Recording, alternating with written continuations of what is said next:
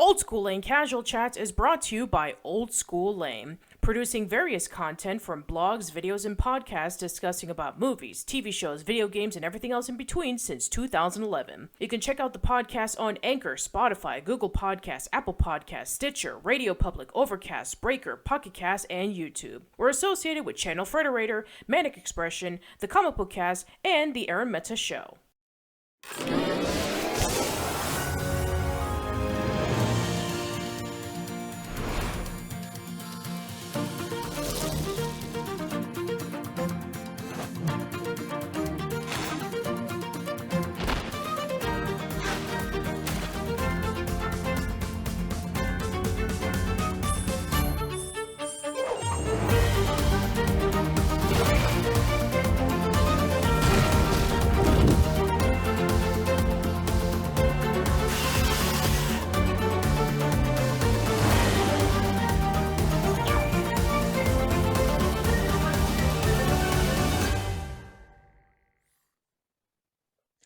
Hello, everyone. Welcome to a new episode of Casual Chats. I am Patricia, and I'm back, everyone, after my week-long vacation, but here I am, and we're here discussing about a very special show that just recently ended, and we have here a whole slew of special guests with us.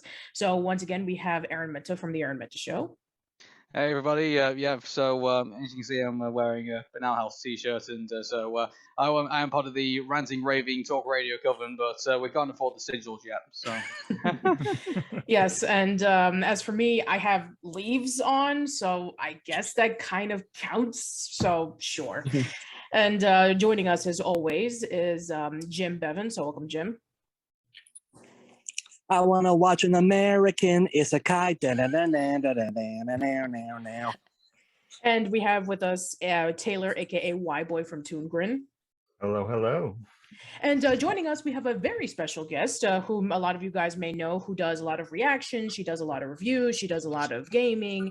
We have Elijah, aka Not-So-Average-Fangirl. So welcome. Hello there. So today we're going to be talking about the 2019 Disney Channel animated series Amphibia, created by Matt Brawley. It's a show about three girls named Anne Boonchuy, Sasha Waybright, and Marcy Wu. They steal a box known as the Calamity Box, and once they open it, they transfer it into a world called Amphibia, and they're all separated into different sections. Anne is in a place called Wartwood, where she's surrounded by a bunch of frogs, and Sasha has been captured by toads led by Captain Grime, and then we have Marcy, who is in Newtopia, where she's surrounded by newts led by King Andrias. So it's up to the girls to find each other so that they can be able to get home and learn about the craziness that this world has to offer. So right before we discuss about the show, let's talk about our first introductions of it. So Elijah, as our new guest, why don't we start with you? Thank you. Also, I just want to say thanks for having me here. This is super exciting. And you said we were going to talk about Amphibia, so it's like, yes. Absolutely. So what's the question? Like, how did I get introduced to the show? Yeah. How did you first learn about it? Twitter, actually. Twitter is still a great source for me to find new shows and stuff to react to. I originally was mostly reacting to the Owl House, and because of those reactions, I was getting a lot of messages and being tagged in a lot of things about watching Amphibia. And at first I didn't really know what it was, but then I kind of looked it up more, and because a lot of the people who watch the Owl House also watch Amphibia, I was seeing art for it and just different things about it, so I kind of got intrigued. I liked the style and I liked the colors, so I thought, okay, you know what, let me give it a shot. And so I started reacting to it right before season 3 came out. So I had to react quick, and I didn't have time to post all my reactions, but I binged watched season 1 and recorded some of the more important episodes, and then did the same for season 2, and then I was ready to react to season 3. But I am definitely happy I was recommended that show, because it was totally worth it. Awesome. Anybody else want to share? So, it's kind of weird how I kind of fallen into kind of the new generation of Walt Disney animation, because originally I was obviously covering Hey Arnold, and me and Patricia, we cover all the stuff that we watched back in the 90s, and still am at the moment. Like, now that I got a Disney Plus subscription, I'm kind of catching up on all the old shows. that I used to watch from, like, the Gummy Bears all the way upwards, and so I'm going to be hopefully doing something with that, very soon. And but after coming off Hey Arnold, all the fans, from the Hey Arnold fandom then came to the Owl House and told me about the Owl House and said, Aaron, something's happening here, and it was like, oh, what's going on? So that's how I fell into the Owl House, and because of that, I started paying more attention to what Disney had to offer, and one of those things that Disney had to offer was Amphibia. Now, unfortunately, I'd only kind of been keeping a finger on the pulse of it, really, and not be kind of watching the show. So I did get spoiled on a couple of things, before I started properly watching the show. So I think I knew what happened in True Colors, and I knew what happened in some of the more major episodes of the show. But for me, that wasn't too much of a big deal. I mean, again, it wasn't a show that I was concentrating on too much at the time.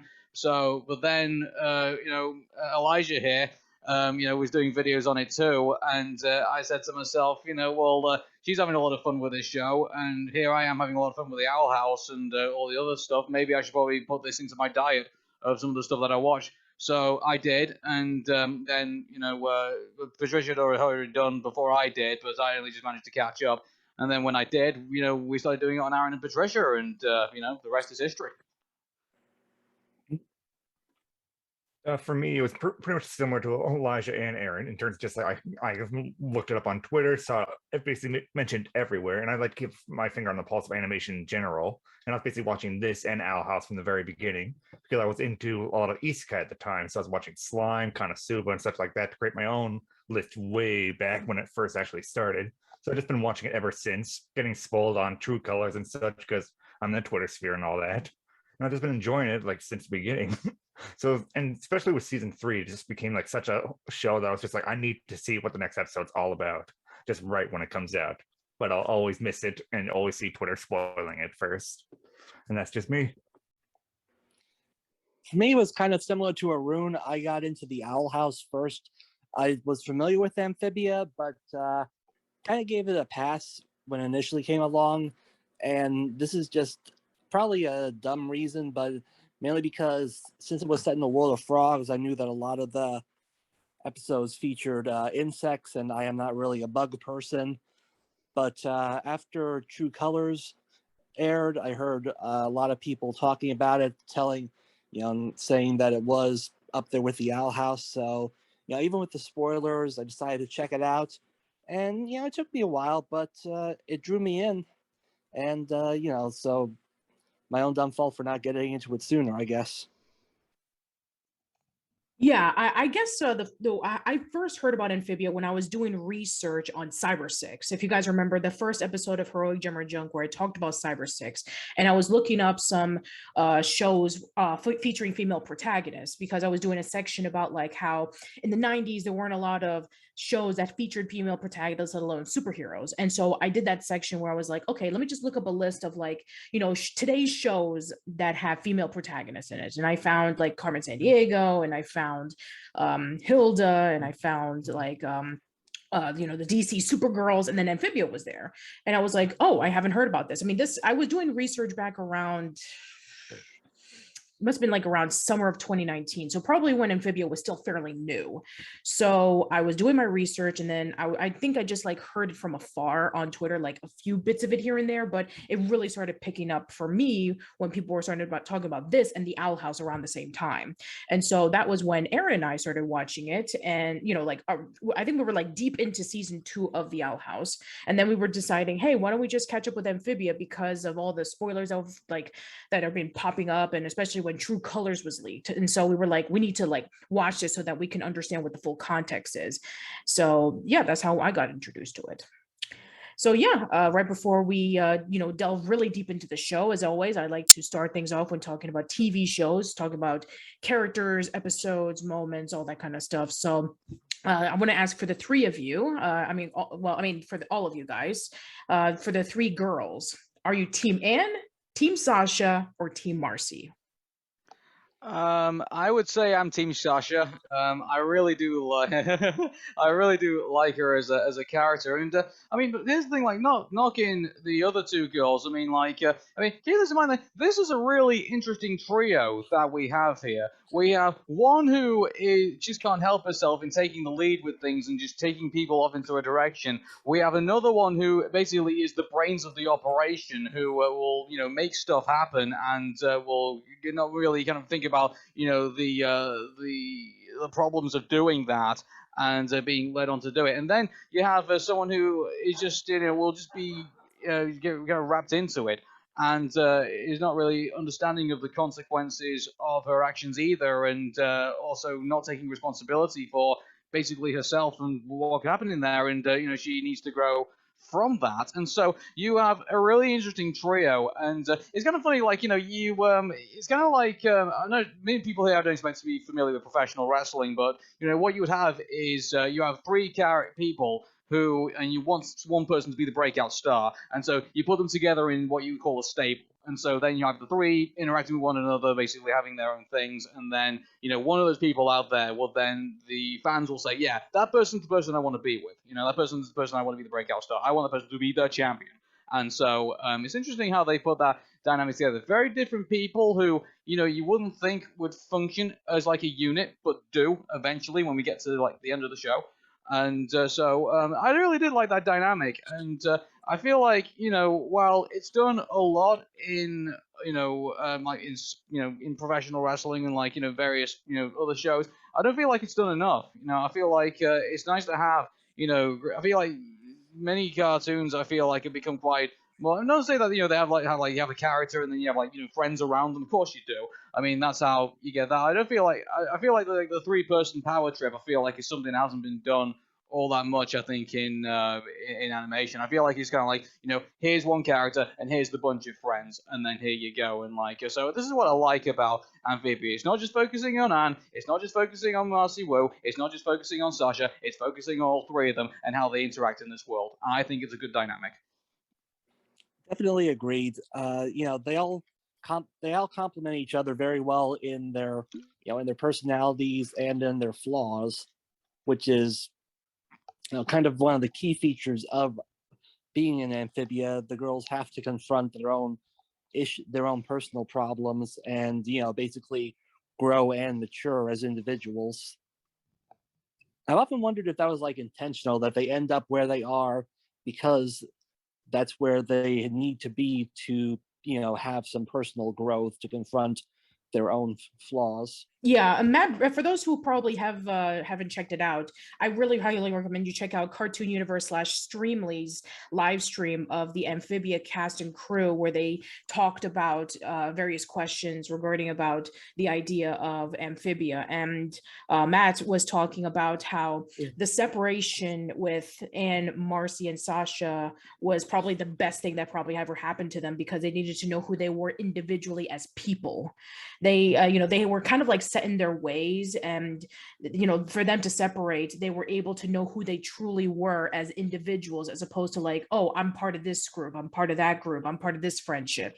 So I think that that was truly important for all of them, especially with Anne, but we'll get to that in just a moment. So yeah, I think that what you said was perfectly, you know, like, you hit the nail right on the head, Jim. Thank you. But at the very beginning, they were obviously together, and you could see how it all kind of flew apart, like at the end when they ended with the Calamity Box. Like, yeah. Yeah. So anybody else? Oh, go ahead. Yeah, I was like, I gotta make sure I remember to mute my mic. Yeah, I've always been. I kind of waited. I remember when I was reacting to a couple episodes, I waited to announce like who was my favorite. I was asked it for a long time, but Sasha was even my favorite, even when in the beginning she was just, you know, her little bratty self and like a bully. And it's funny because I've noticed in a lot of the shows and movies I watch, for some reason, those tend to be my favorite characters, those types of characters. For She-Ra, it's Catra. For the Owl House, it's Amity. For Amphibia, it's Sasha. And I think I'm just a sucker for the complex characters that you can tell they are good on the inside, but they're making very poor choices. and they need to change and grow for the better. So I think for me, I just enjoy watching that and watching the redemption arc, so to speak, because I like the way, you know, it adds to the overall story. And yeah, I just find myself loving those characters and seeing how they grow as characters. And I think it was really true what you guys were saying about, I'm glad Matt said that too, that they had to separate. Because I remember in my reaction, I initially was so sad to hear about Anne and Sasha, you know, splitting in high school. And I was like, what? But then afterward, I kind of thought about it. I was like, you know what? Yeah, it does make sense. And I can see the message that they were trying to portray.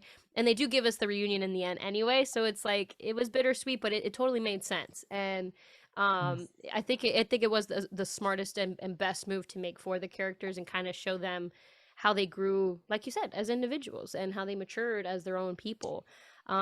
But overall, yeah, I have a shirt actually that somebody sent me. I was so happy. It said Team Sasha. I was like, oh my God, thank you. That's I'm awesome. gonna say, like, I do agree with you. I think, you know, when obviously we're skipping right to, but I think we should warn about spoilers while we're talking about this. I think, should we? Or I mean, are we just At assuming this everyone's point, watched the show at this point? at All this right, point, I we're don't just assuming care. everyone's watched this though. I agree with Elijah in like the way they kind of explained away, like, you know, why they broke up in not broke up, but how they, like, you know, kind of separated out in high school. Like, you know, you would think that you know, that would be an episode in itself of like how they kind of just kind of grew apart. And so while I do accept that, you know, that is a realistic situation, it would have been nice to kind of like see bits and pieces of like saying, you know, oh yeah, we can see how they kind of like, you know, got away from one another. How it was just explained away in a sentence is kind of like that was a bit disappointing. I can understand the perspective of having the three of them separate over time, especially if you are going to be older and you're going to be surrounded by new people. Then you want to be able to have an opportunity to branch out and get to befriend others. I mean, it's a very, very rare case in which you have like the same group of friends that you carry out throughout your entire school year, let alone like, you know, one semester or maybe like, you know, all that kind of stuff. So I think that the way that they were able to play it off was real. I think that the biggest disappointment for a lot of people that they were saying is like, why did they separate? And I've seen that a lot from like younger viewers and, you know, even those who are still in high school. I think that once you probably get a little older and experience that separation, you would definitely appreciate what Matt was trying to do in terms of like, this is where the girls ended up. Well, keep this in mind, you know, well, we still got you've still got Marcy Wu's journal to come up soon, so maybe somewhere in like the later pages, maybe she's like, we don't know how long this journal actually is going to like cover, whether it's going to cover like from the very beginning when she enters Amphibia all the way to like when we get to, you know, 10 years later. Yeah, exactly. Maybe we'll probably get some more insight into why maybe they did. I don't know. Maybe explain more in the book. So, yeah, possibly. yeah. I mean, it'll probably be very similar to Marceline's journal from Adventure Time, or maybe even the additional journals that were in Gravity Falls, in which we'll get some bits and pieces that were never included in the show.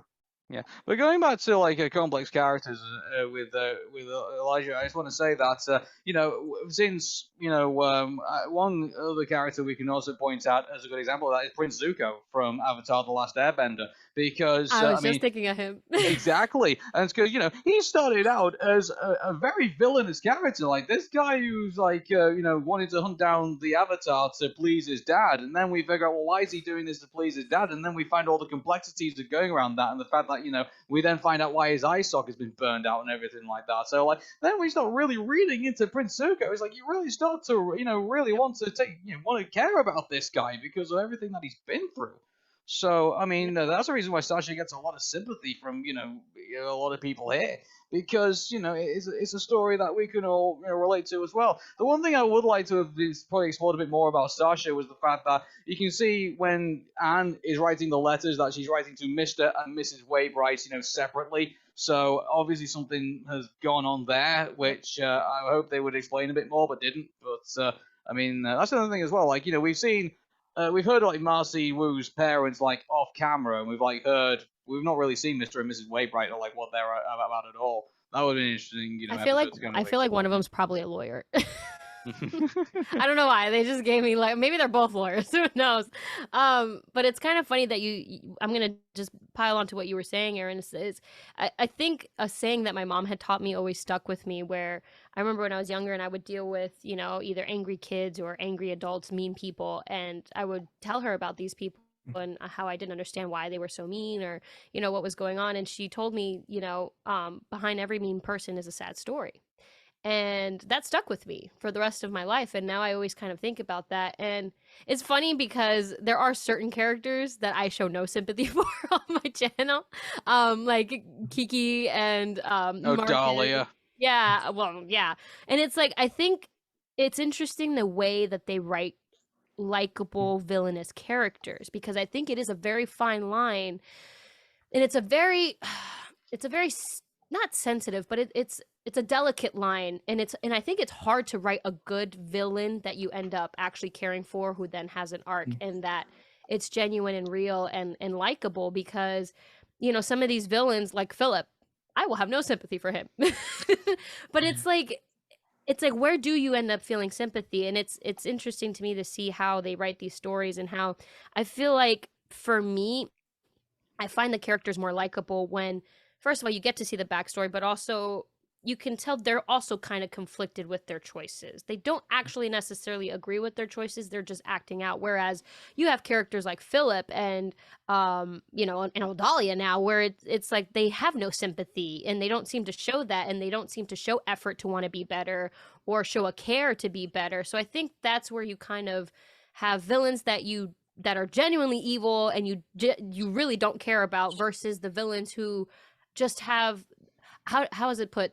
Sometimes villains are just victims who weren't ever rescued, or something like that, where it's like, maybe with the right changes and stuff, they could be the better person. I don't know. I'm kind of rambling, but I think. Oh no, you're making sense. It's like you have. This is the thing. Like they start off as villains, at least in our perception, because we've only seen like the actions of like what's happened, Right. within the context of an episode or a context of a scene. Right. So, but the thing is that if a character who is perceived as a villain, who has been put through a filter of what they think is right and what they think is wrong, it doesn't necessarily mess with their moral compass. It's just that's the information that they give them. This is the information that they got worked on. Now, when they're introduced to new information, or if they're introduced to another scenario which they believe, is something that they feel uncomfortable with, and therefore do not participate in the, evil action, then, that's when you turn around and say, well, yeah, that's how a complex character is built. Because it's people saying, well, okay, I'm part of this because, I feel, I've been told my entire life that this is the right thing to do, and this is the right way to go about things. But then you start to, when a character is brought with something that is not within their comfort zone, or they know deep down, it is something that is going wrong. Like, if let's say, for example, I'm trying to find a really good example of it, which is so like, say for example, like, a guy Cassandra like he's part of like, how about Cassandra Cain? Maybe because I'm not too familiar with Cassandra Cain. Like, say for example, like, a guy who's like been brought up in a country Catra. where That's another example too. Say for example, someone's brought up in like a country where the government has been telling them like they live in a paradise and like everything is fine and like no one gets killed or anything like that, and then all of a sudden that soldier who's believed in all of that all of a sudden sees an execution, or sees like someone about to get shot, and he looks at that and thinks, that's not right. That's not what I've been told. I've been told that this place is a utopia. No one gets killed and anything like that. And then they see something that goes against that. How do they react? That's that what basically puts them on the road of like, I'm an evil character and I don't care about this, or I'm, been told my entire life that this is the right thing to do. Now I feel like it's the wrong thing to do. I'm going to do something about it. Like, that's where we are here. Yeah, I like the way you put that. Yeah, it's that care, it's that sympathy, it's the how are they truly on the inside. And I think the characters that we truly don't like are the ones who don't care. Yeah, and they do these bad things and they do not think twice. So it's like, yeah, that's what. And you know what? That's what makes Philip a great villain. I think he's one of the best villains, one of the best that I've seen, especially for like a Disney animation show.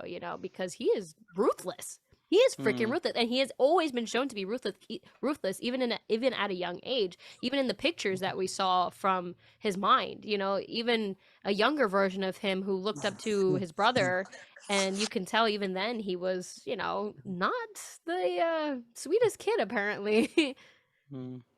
Yeah, I actually during my vacation I was, reading a book about the importance of meaning. I was reading through Viktor Frankl's book about logotherapy, and I was like looking through like the other discussions about therapy as well, in terms of like the three famous psychology philosophers. You have Sigmund Freud, Alfred Adler, and then Viktor Frankl, where Sigmund Freud was about pleasure, and Adler was about power, and Frankl was about meaning. And I kind of found that within the three girls, where we have Marcy is pleasure, Sasha is power, and Anne is meaning, where we have we have Marcy who again, we already spoiled that part of the last episode, so if you have not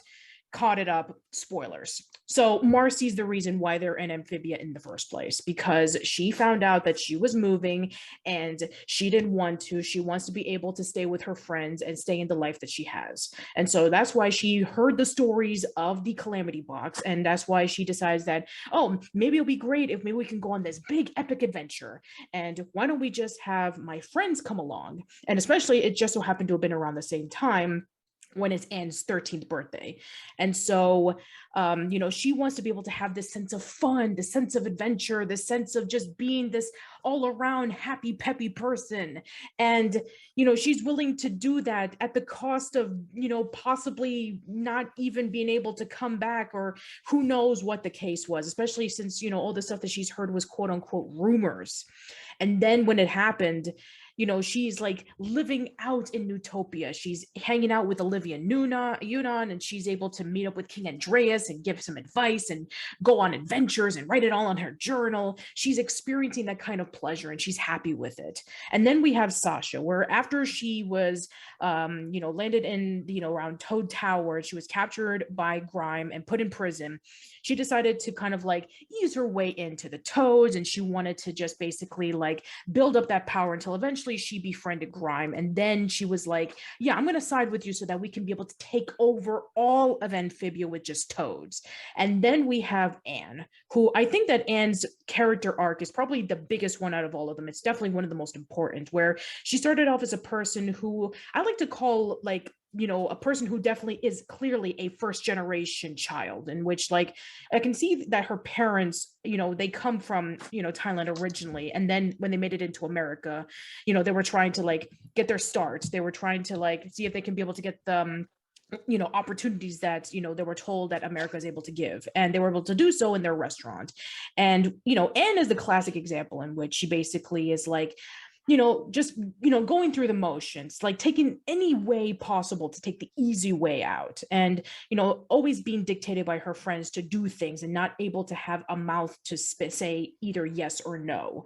And I think that this journey for Amphibia, for hands down, is definitely really important for her, because she's able to find out who she is individually and how she can be able to grow as a person, from somebody who was just trying to like, ease her way in, being very self-centered, to being probably the most caring person ever, to the point in which when she returned after everything, and 78 years from now, she's going to be God. So, yeah.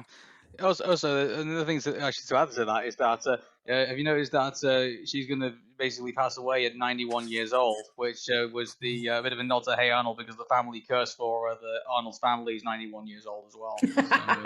So I actually noticed that too. Yes. Yeah. Also, another thing as well, just for those of you who are more akin to Legend of Zelda, basically it's like Sasha's the Triforce of Power, Marcy's the Triforce of Wisdom, and Anne is the Triforce of Courage. So there you go. Okay. For those of you not more sophisticated with video games rather than literature. Or in my case, I was just talking about like very well-known, psychotherapists. So sure, at this point, but what I mean, that's one of the interesting things. I mean, it's up to your own interpretation. Well, I think I'd say that's a pretty valid interpretation. I don't know if that's what Matt Brawley was going for, but it definitely pans out. Possibly. Anyway, so we're going on long tangents, so I apologize. So for you guys, Team Anne, Sasha, or Marcy? Marcy. I feel like she endeared herself to me from her first appearance. Especially when Anne talked about her backstory. She is the brains of the group, but she's very clumsy. And the first time we see her, though, we see that she has basically gone through quite a bit of character development off screen. She's now become a bit more of a badass, a bit more willing to take the lead, but she's still got her, she's still kind of awkward. And it's really enjoyable seeing her and Anne, work, getting back together and being all chummy. You especially feel it considering that Anne is still hurting from her betrayal with Sasha a while ago. So you're happy to see her back again with a true friend. But then the revelations come out about how it's Marcy's fault that they ended up in Amphibia, and you learn that this, just how flawed her thinking can actually be. That despite being apparently level-headed and logical, she's just another. She is human. She has her own flaws, her own selfishness, and everything that happens to her after that, you really feel for her and all the pain she's gone through. I'm gonna say that's something I kind of can't get over. Marcy Wu nearly caused interdimensional Armageddon because she didn't want to move out of state. Yeah. Well, I mean, she didn't know That's that true. would happen. That's very true. She didn't. I mean, she didn't even know that the She's box was going to work. I mean, she's a kid. Like, I still do stupid things, and I'm twice her age. Yeah. I'm like, you know what? That's why it's like when you first initially watch it, it's like, oh my god, how can you do that? And it's like, well, she is a 13-year-old girl, and it's like, I know damn well I did some really stupid things, especially at that age, especially for my friends or for someone I really cared about, So I don't know if I would try to travel to an interdimensional.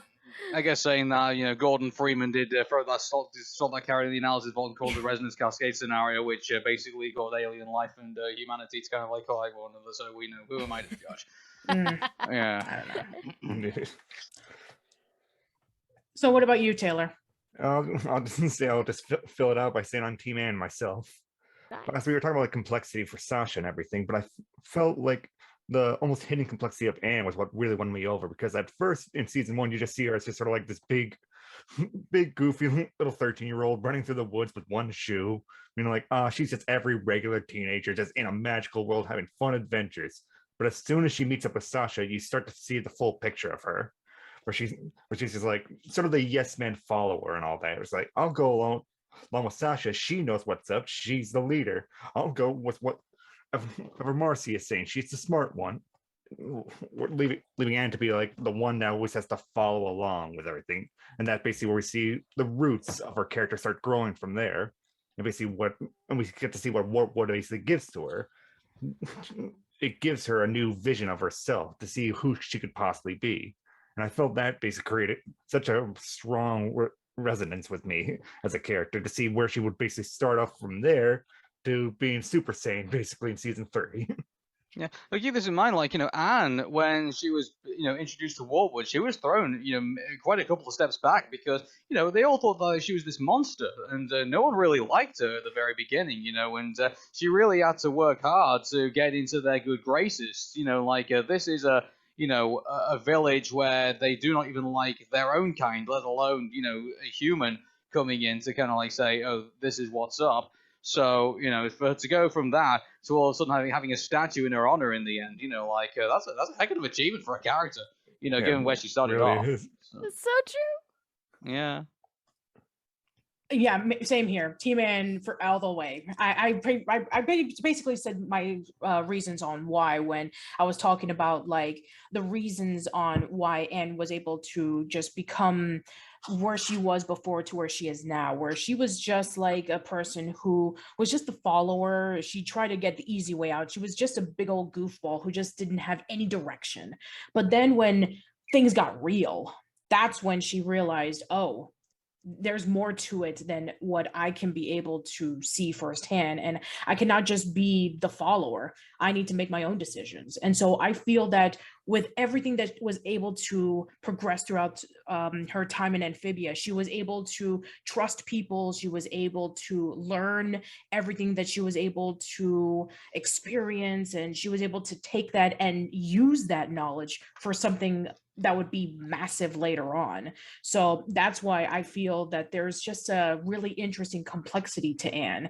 And the fact that, I mean, who would have thought that you would have gone from like goofy 13-year-old to eventually becoming God later on? Like, it's like, excuse me, what did you just say?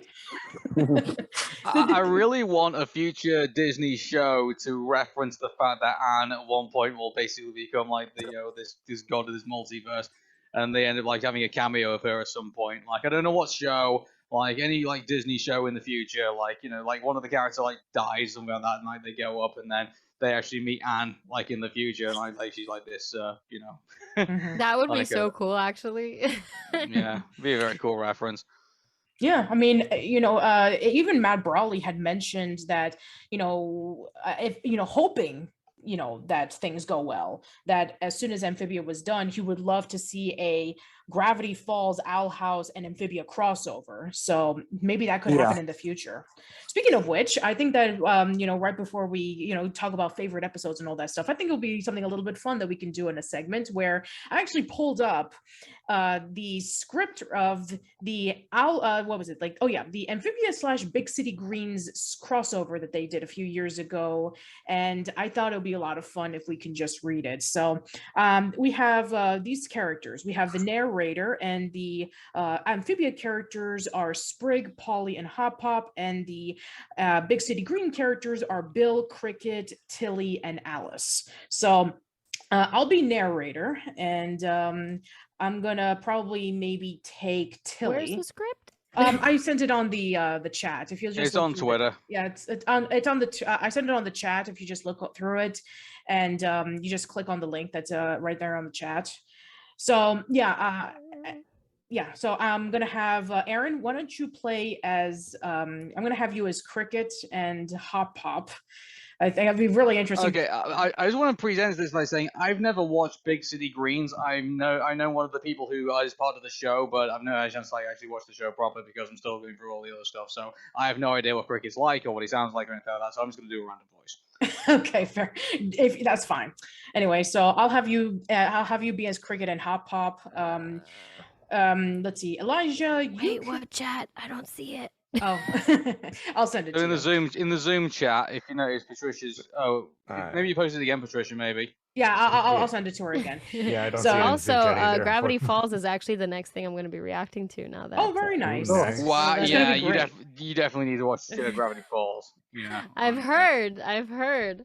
Yeah. Yeah, I mean, for a lot of people, they felt like, very similar to how Adventure Time was like the catalyst for, the current Cartoon Network shows. People felt that Gravity Falls was like the catalyst for all the new Disney Channel shows that we have now. So. Oh, definitely. Well, some of the people who, got their start, or who got into the Owl House, got into Amphibia, got their start in Gravity Falls. Yes. So I think that especially it would be perfect because this summer, I mean, even next month, as of the recording of this podcast, the 10th anniversary of Gravity Falls. So I think it'll be a perfect time for you to catch up to it. Wow. Oh, snap. Yeah. Okay. I think I got it. Sweet. Okay. Anyway, so let's just refresh through this. I'm going to be the narrator and I'll be Tilly. Aaron, you can be Cricket and Hop Pop. Let's see, Elijah, you can be, I'm going to have you be Alice and Polly. Fuck yeah, I wanted to be Polly. And let's see, Jim, you can be Sprig. Cool. And let's see, okay, and Taylor, you can be Bill. Okay. All right, then. So I'm going to start things off. And for those who are wondering where you can find this, just look up online. It's on Shane Houghton's Twitter. So you have to dig through it, but you'll be able to find it if you dig deep enough. So here we go. It's a beautiful day in Big City, and the Greens are out exploring their new surroundings. However, they've been wandering around for quite some time and now find themselves in a very unfamiliar surrounding. Dad, where are we, brother? I'm getting tired. Papa, don't you think it's time to ask someone for directions? I told you, we're not lost. Big City is a big place. Too bad if you ask me. This area looks like some kind of sad hobbit land. And to make matters worse, all the people here look like giant frogs. Reveal, the Greens are suddenly surrounded by Sprig, Hop Pop, and Polly Planter. They are frogs, dude. Ah! Ah! Sprig points his slingshot at the Greens. Halt! Take one more step and I'll shoot you with a tiny blueberry. Tilly opens her mouth. Ooh, 2, please. Okay, let me just go to the next page. Oh, yeah. Get that pea shooter out my face, Smurf boy. Watch it, lady. I don't think we're in Big City anymore. Hop Hop? Oh. This is Amphibia. We don't take too kindly to monsters around here. What kind of monsters are these? Giant heads, sickly yellow skin, no face bump? They look dangerous and hungry. Well, we have been wandering around for a while, Jack. I could use a snack. Me too. They're gonna eat us! Bill? Kids, tell the nice frogs you're not going to eat them. It's kill or be killed, and I choose the first one. No, I promise we are not monsters and we are not gonna eat you. Speak for yourself. I ain't had a bite since breakfast. Grandma reaches for Polly. The only thing you're getting a taste of is old Dora's. Dora's is a rolling pin, and I hit people with it. I got one of those. Mine's called Betty. Cricket puts his arm around Sprig. Well, you don't have to worry about me, buddy. I love frogs. I got one in my pocket right here, dude. Cricket reveals a frog in the front pocket of his overalls. He's got a prisoner. What? No, he's in the back of my pocket that I keep locked all the time, brother. He is a monster. Sprig grabs the frog. Got him. You okay, buddy? Buddy? He's too scared to talk. Cricket? Talk? What did you do to him? The frog hops away. Frog, come back, brother. All right. Tilly? It's for the best, brother. He'll be happier here.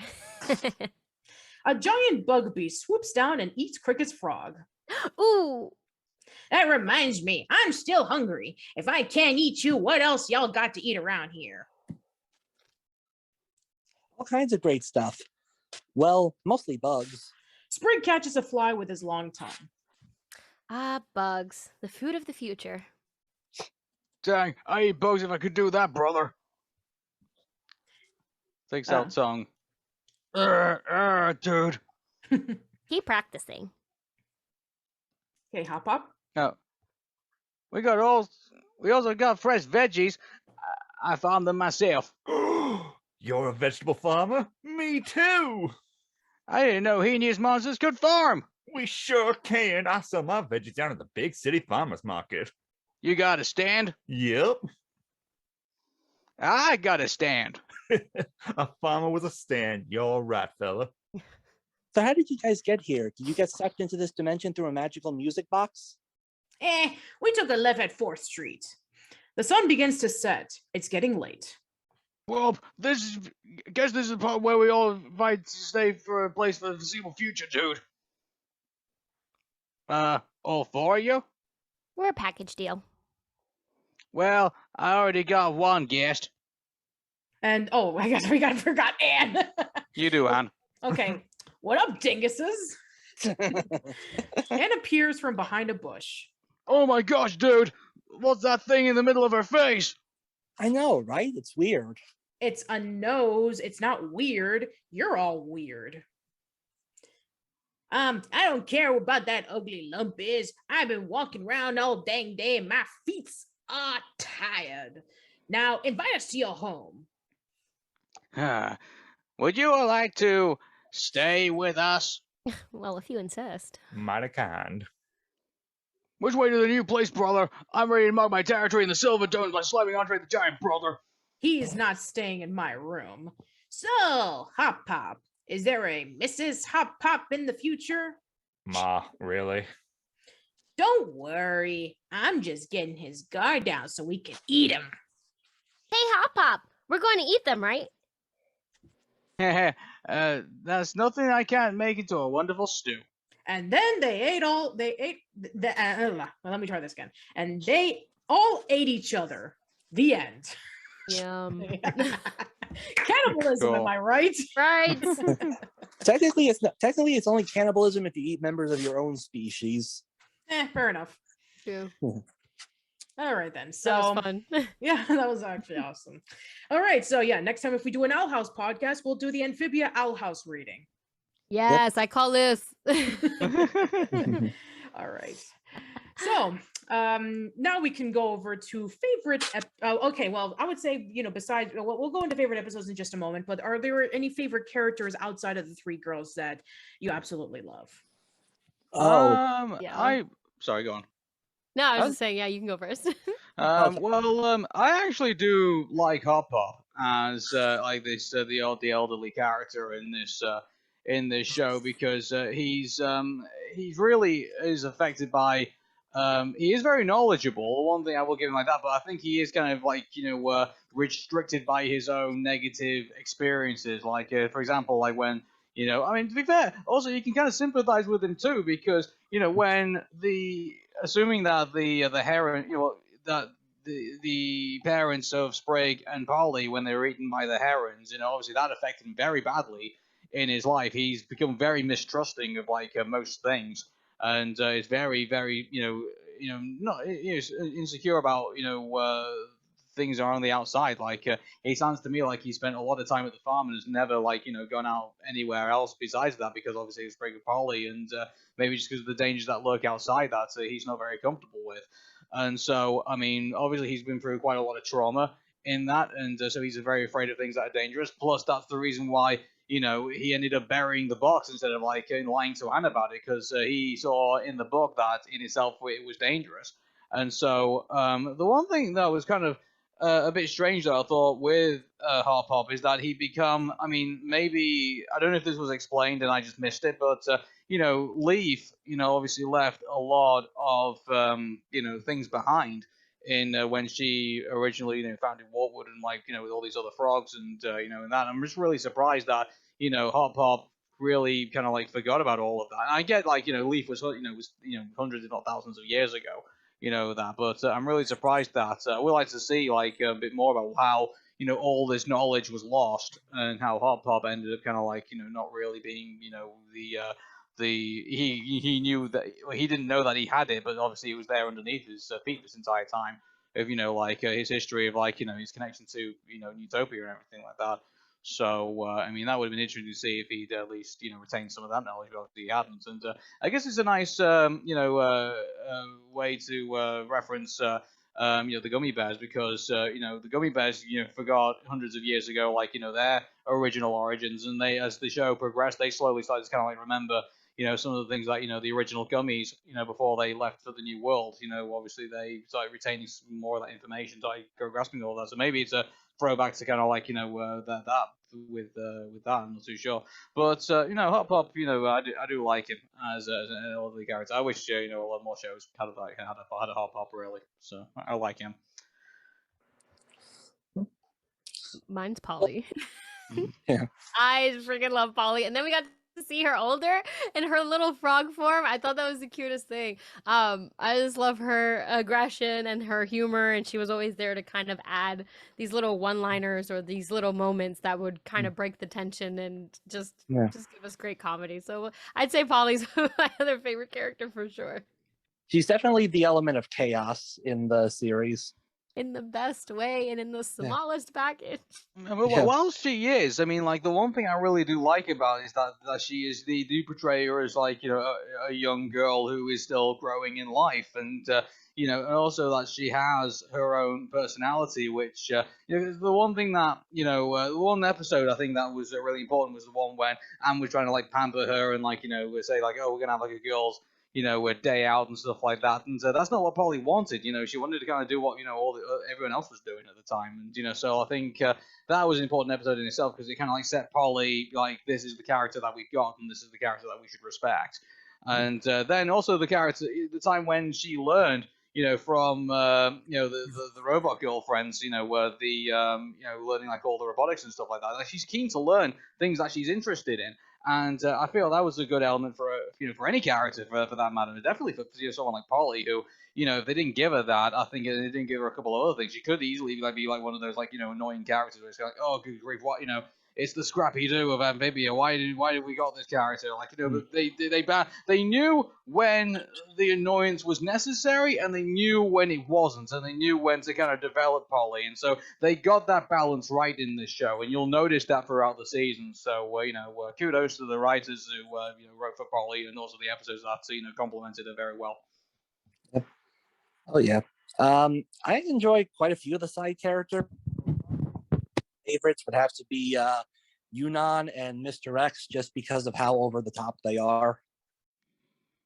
Yeah, I mean, it's very expressive. I would say Yunan is. It's like saying like, oh, I have defeated this. I have led this many armies, and I've conquered this many battles and stuff like that. And Mr. Yes, X, we know, sweetheart. Oh,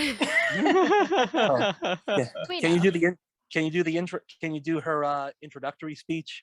Do it. yeah, go for it. No, Yeah. you. Oh, me? Yes. Could you? Oh my gosh. Do Oh my- it.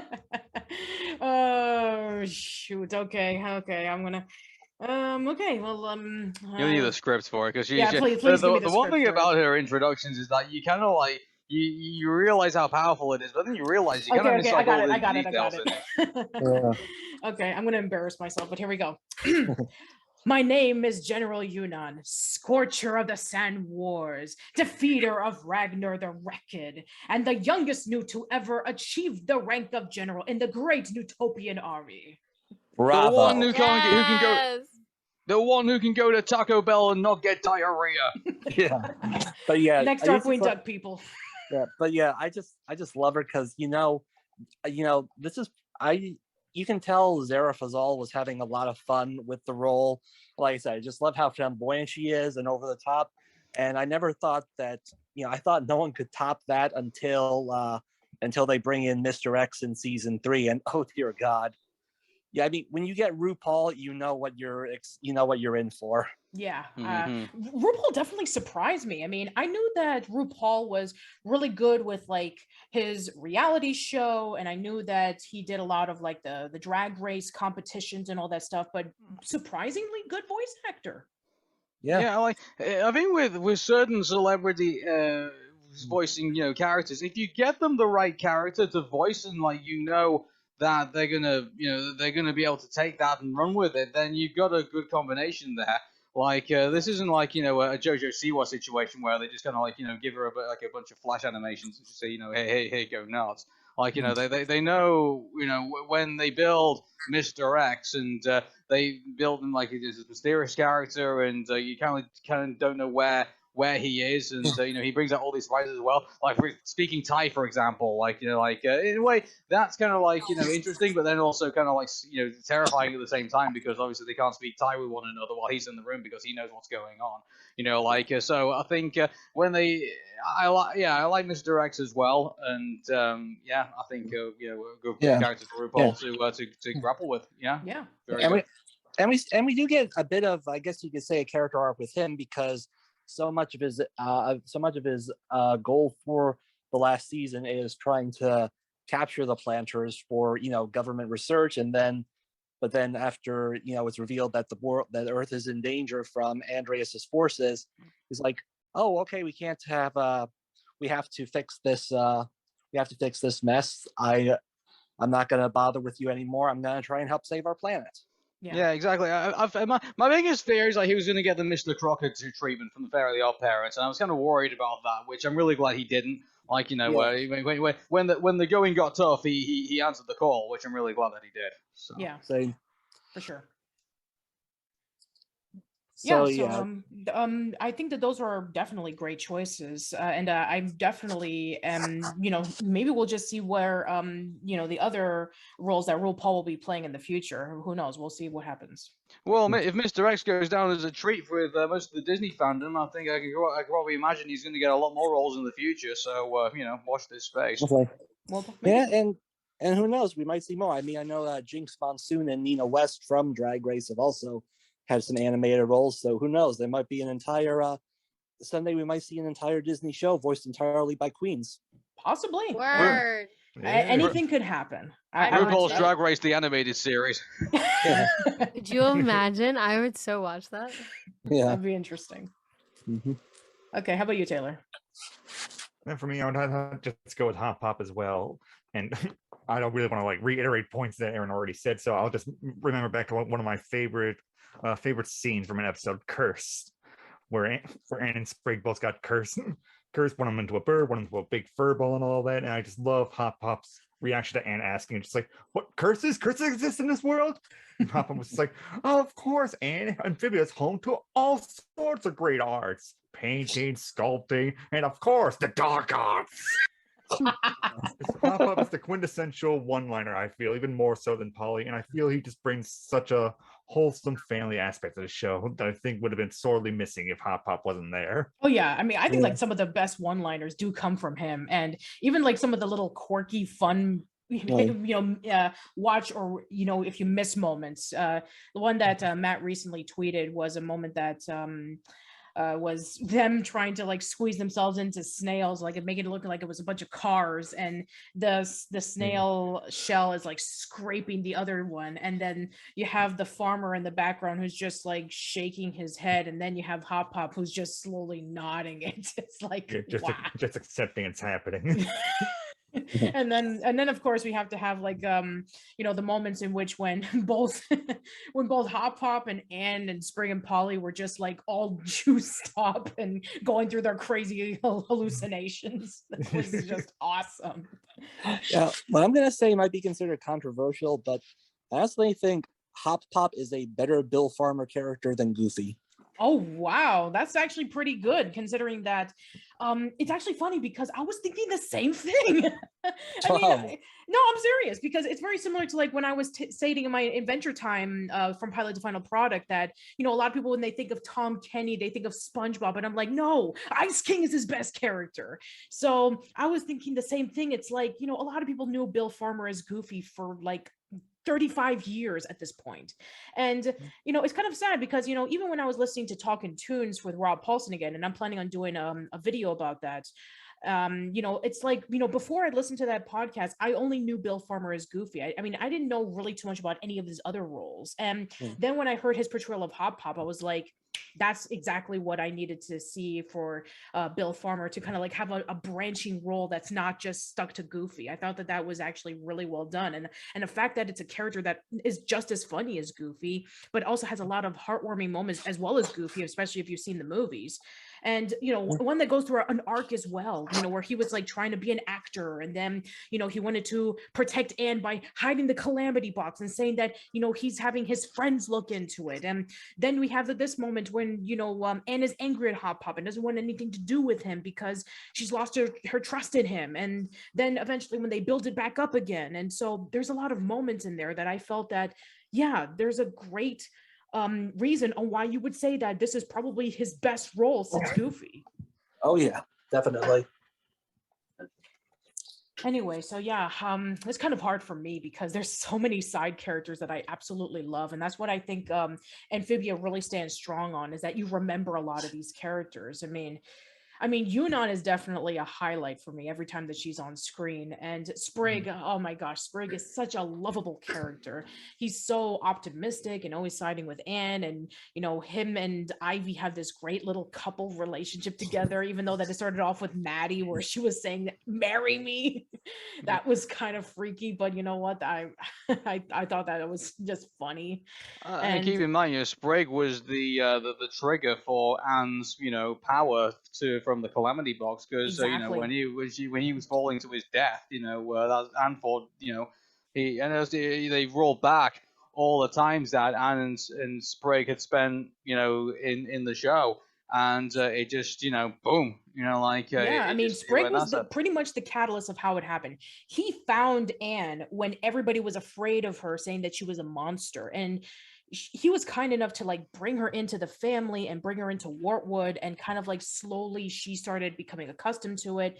And as you said before, when Sprig almost died, Anne was able to like see that there is more to herself than just being like a follower, that she needed to protect everybody. And Sprig was also a major point in a lot of things. I mean, he's a very important character, and I think that I think for sure that in the future him and Ivy are going to be going on some awesome adventures together. So You know yeah. what? Like, if I was gonna say, if they ever did any spin-off stuff with Amphibia, they should definitely focus on Sprig and Ivy. I think those two, I think definitely would be make wonderful main characters. I think for a spin-off show. Yeah, So, I mean, I yeah. think that we could have like maybe like we could have Sprig, Polly, Ivy, and Maddie together in a group. We could have like Sprig, who's like the adventurous one, who's like who has like this knowledge, when being with Anne. We have Polly, who just fixes everything, is like the techno one, the technologically knowledgeable one. We have Maddie, who does the magic. We have Ivy, who's the adventurous one, and who is able to show off her bravery and her courageousness. So I think that that'll be a great little spin-off if we can have that. And keep this in mind, like they left the story on like, oh, here's this new continent no one's ever been to before, and so there's new possibilities. So like, yeah, they've got plenty to work for there if they decide to pull the trigger on it. So I think, yeah, I'm sure all the people who are saying, well, I'm done with Amphibia in the Owl House now, I'm going to cancel my Disney Plus subscription, I'm sure that's going to make them want to renew. So yeah, exactly. I hope that they take advantage of that, especially with the dumpster fire that's Netflix. This is the thing that I'm kind of worried about, really. With I mean, Disney can obviously Disney's always going to be there regardless of whatever happens. But I just think that now that the Owl House is coming to an end, now that Amphibia has come to an end. There's a lot of people right now making noise of like, well, I can't really justify my Disney Plus subscription anymore because my favorite shows are ending, and so it's kind of worrying for Disney that at least for the animated part, like the rebooted Proud Family, the Molly McGee hasn't really taken off in the eyes of fans as much as the Owl House and Amphibia has done. Plus with like all the other animated shows that Disney Plus have, I'm a bit concerned that at least if I was a hardcore Disney fan, that Disney don't have these staple shows to kind of like keep people around, and and also people are just sick and tired of superheroes now. Like the superhero stuff I think is just kind of like it's run its course now, and I feel like they're just kind of like just hoping on that here's all the Marvel stuff that you're going to be missing out on if you cancel your subscription. It's like no one's going to care. Well, I think it's going to take time. A lot of people were fearing that after Gravity Falls ended, they felt like, what's next? After Phineas and Ferb ended, what's next? I'm sure that there will be a slew full of shows that will come eventually that will kind of like take its place. I mean, it took time, I think that there will be some shows like Moon Girl and Devil Dinosaur that's going to be coming out. The Baymax series is going to be coming out. So again, we'll just have, and Hamster and Gretel, which is a Dan Povenmire's new show, that's going to be coming out too. So again, we'll just have to wait and see where the Disney Channel is going to be at that point. I will say, just adding to that, that's a very good point that you guys bring up, because from my channel, none of my reactions get the attention and views as Owl House does.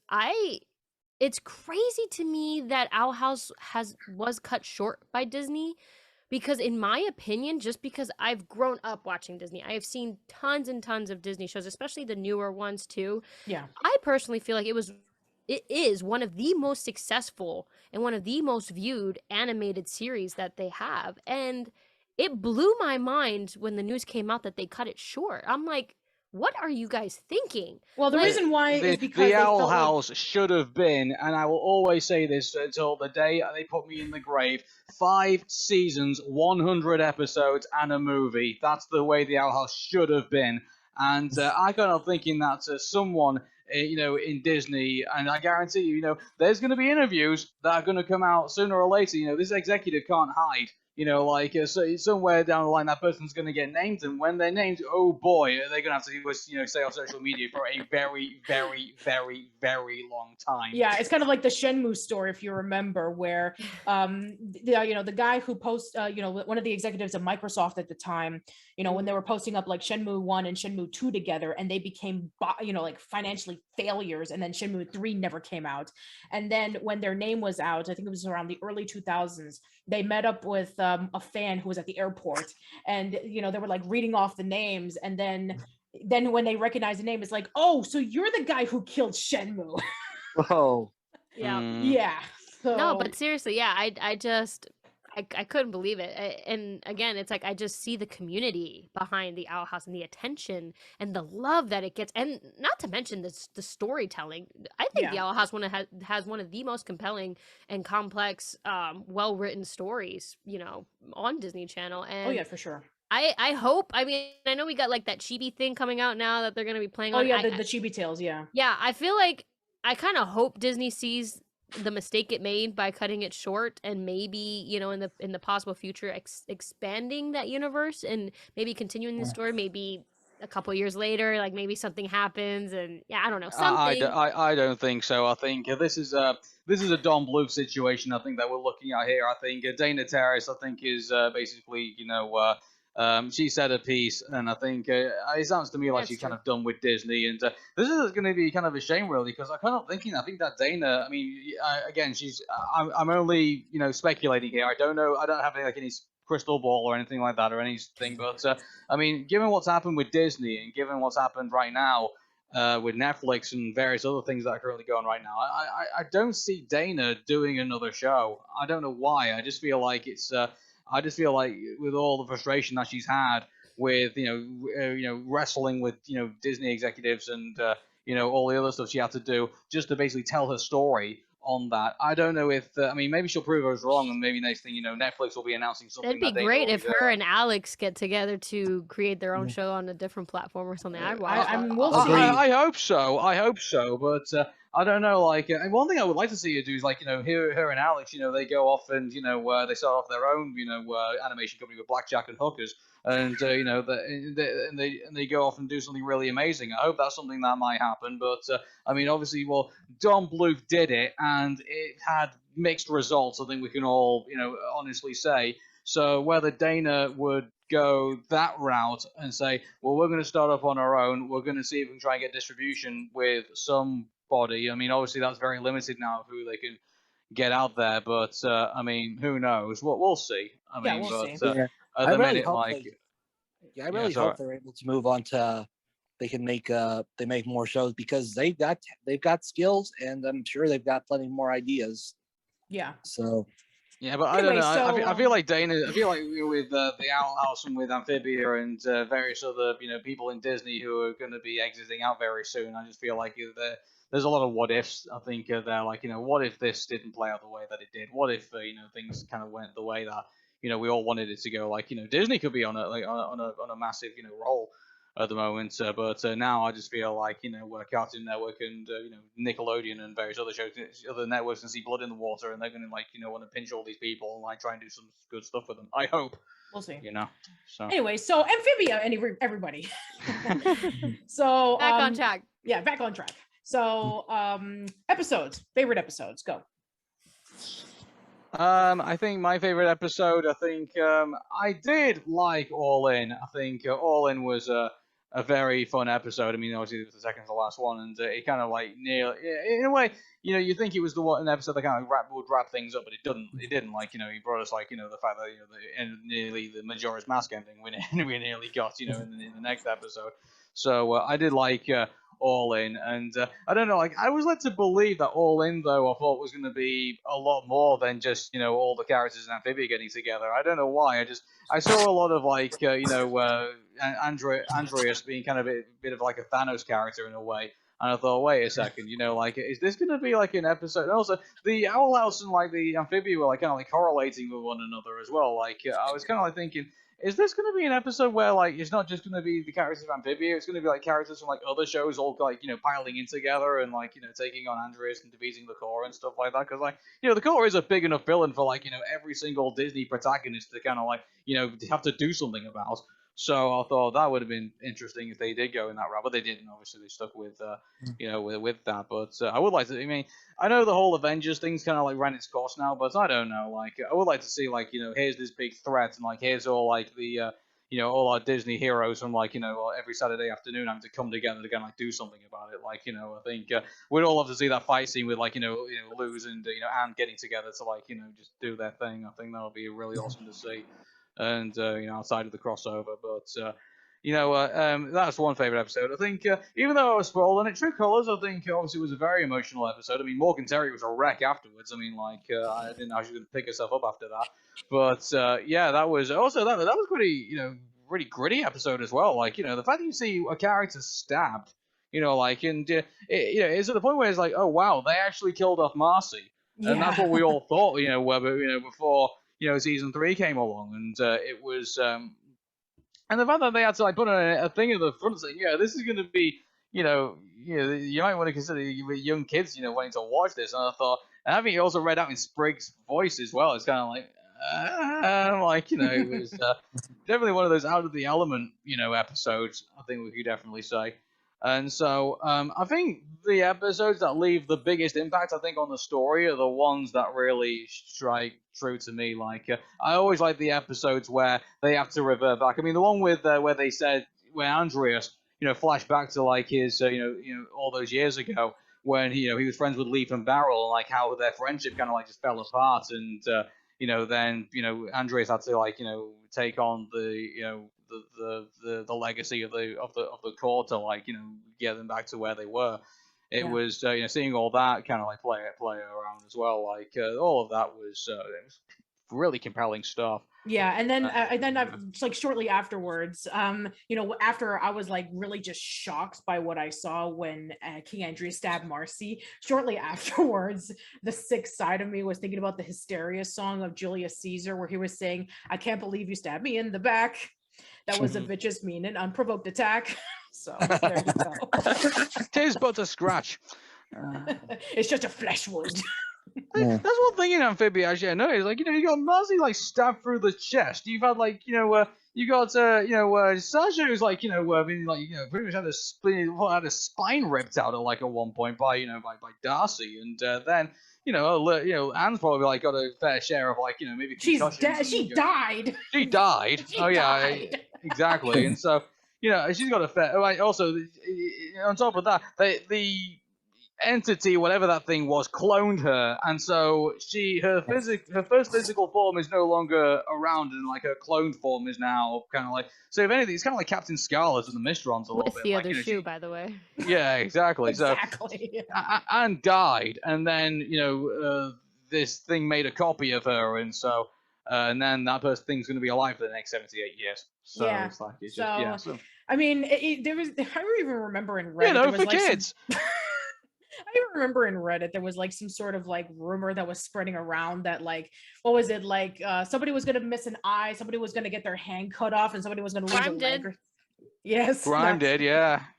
Well, I found it interesting that I remember when I first got into Amphibia that I think it was Matt, he was saying that originally the girls were supposed to be like 15, 16 years old, and Disney made them younger them down, aged them down, so to speak. Younger is not a phrase.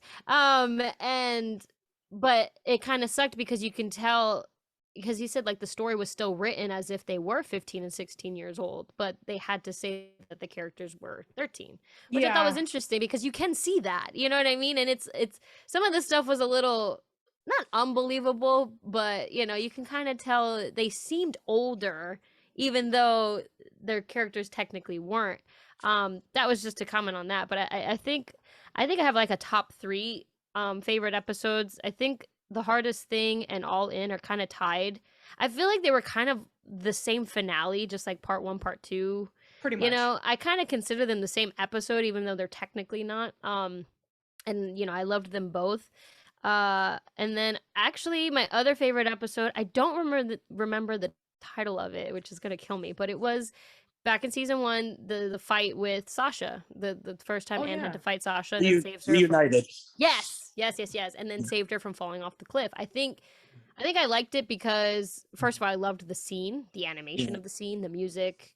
Oh yeah, I think the only flaw with that episode, I think, is they should have just like I understand the significance of playing "Lean on Me," but they should have just done an instrumental because of the the dialogue kind of overlapped with the lyrics. So yeah, I think done with it, but that was definitely one of the highlights of I mean, that's where she gets her scar on her face, and then I feel like that was the first push for her redemption arc. You know what I mean? It was the first initial jolt into her brattiness for her to kind of get a little bit of a wake up call, like maybe I'm not making the best decisions.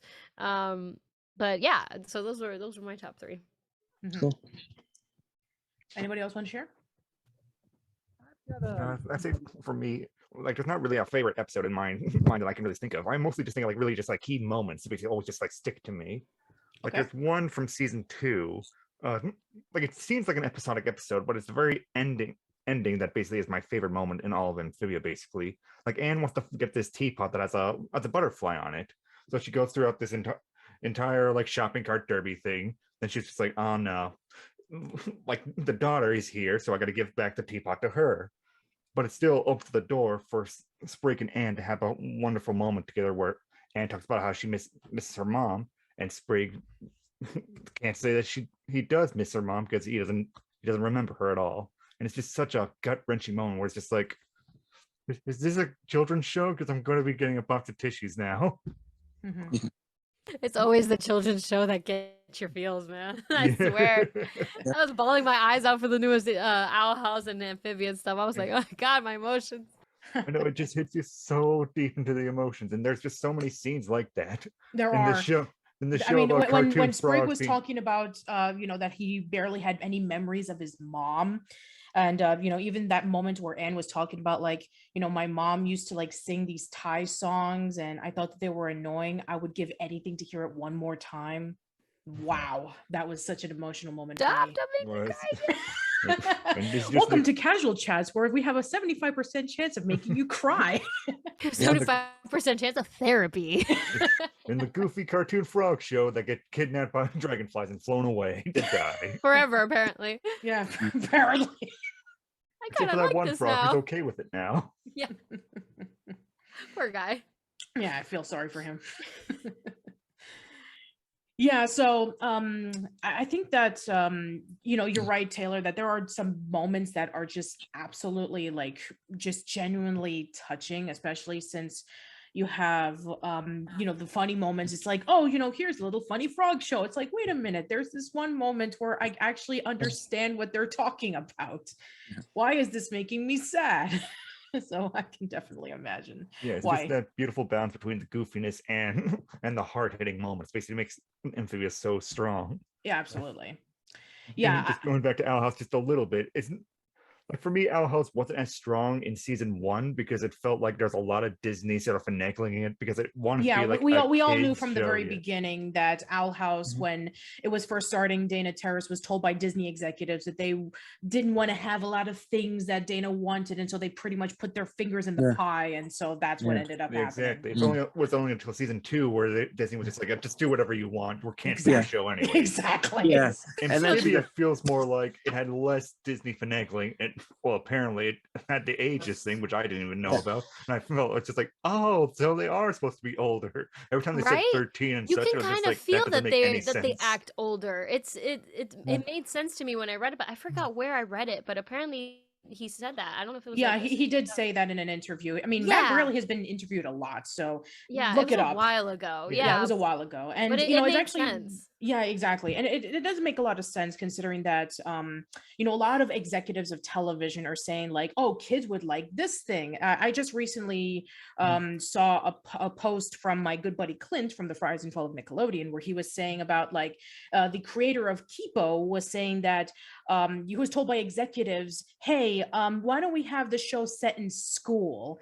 And then he was like saying no, because why would kids want to come back home from school to watch a show about them going to school? And even again, going back into Big City Greens, the Houghton brothers said the same thing. It's like, why can't we see more episodes of Cricket, Tilly, and Remy going to school? And he's like, because school sucks for kids. Yeah.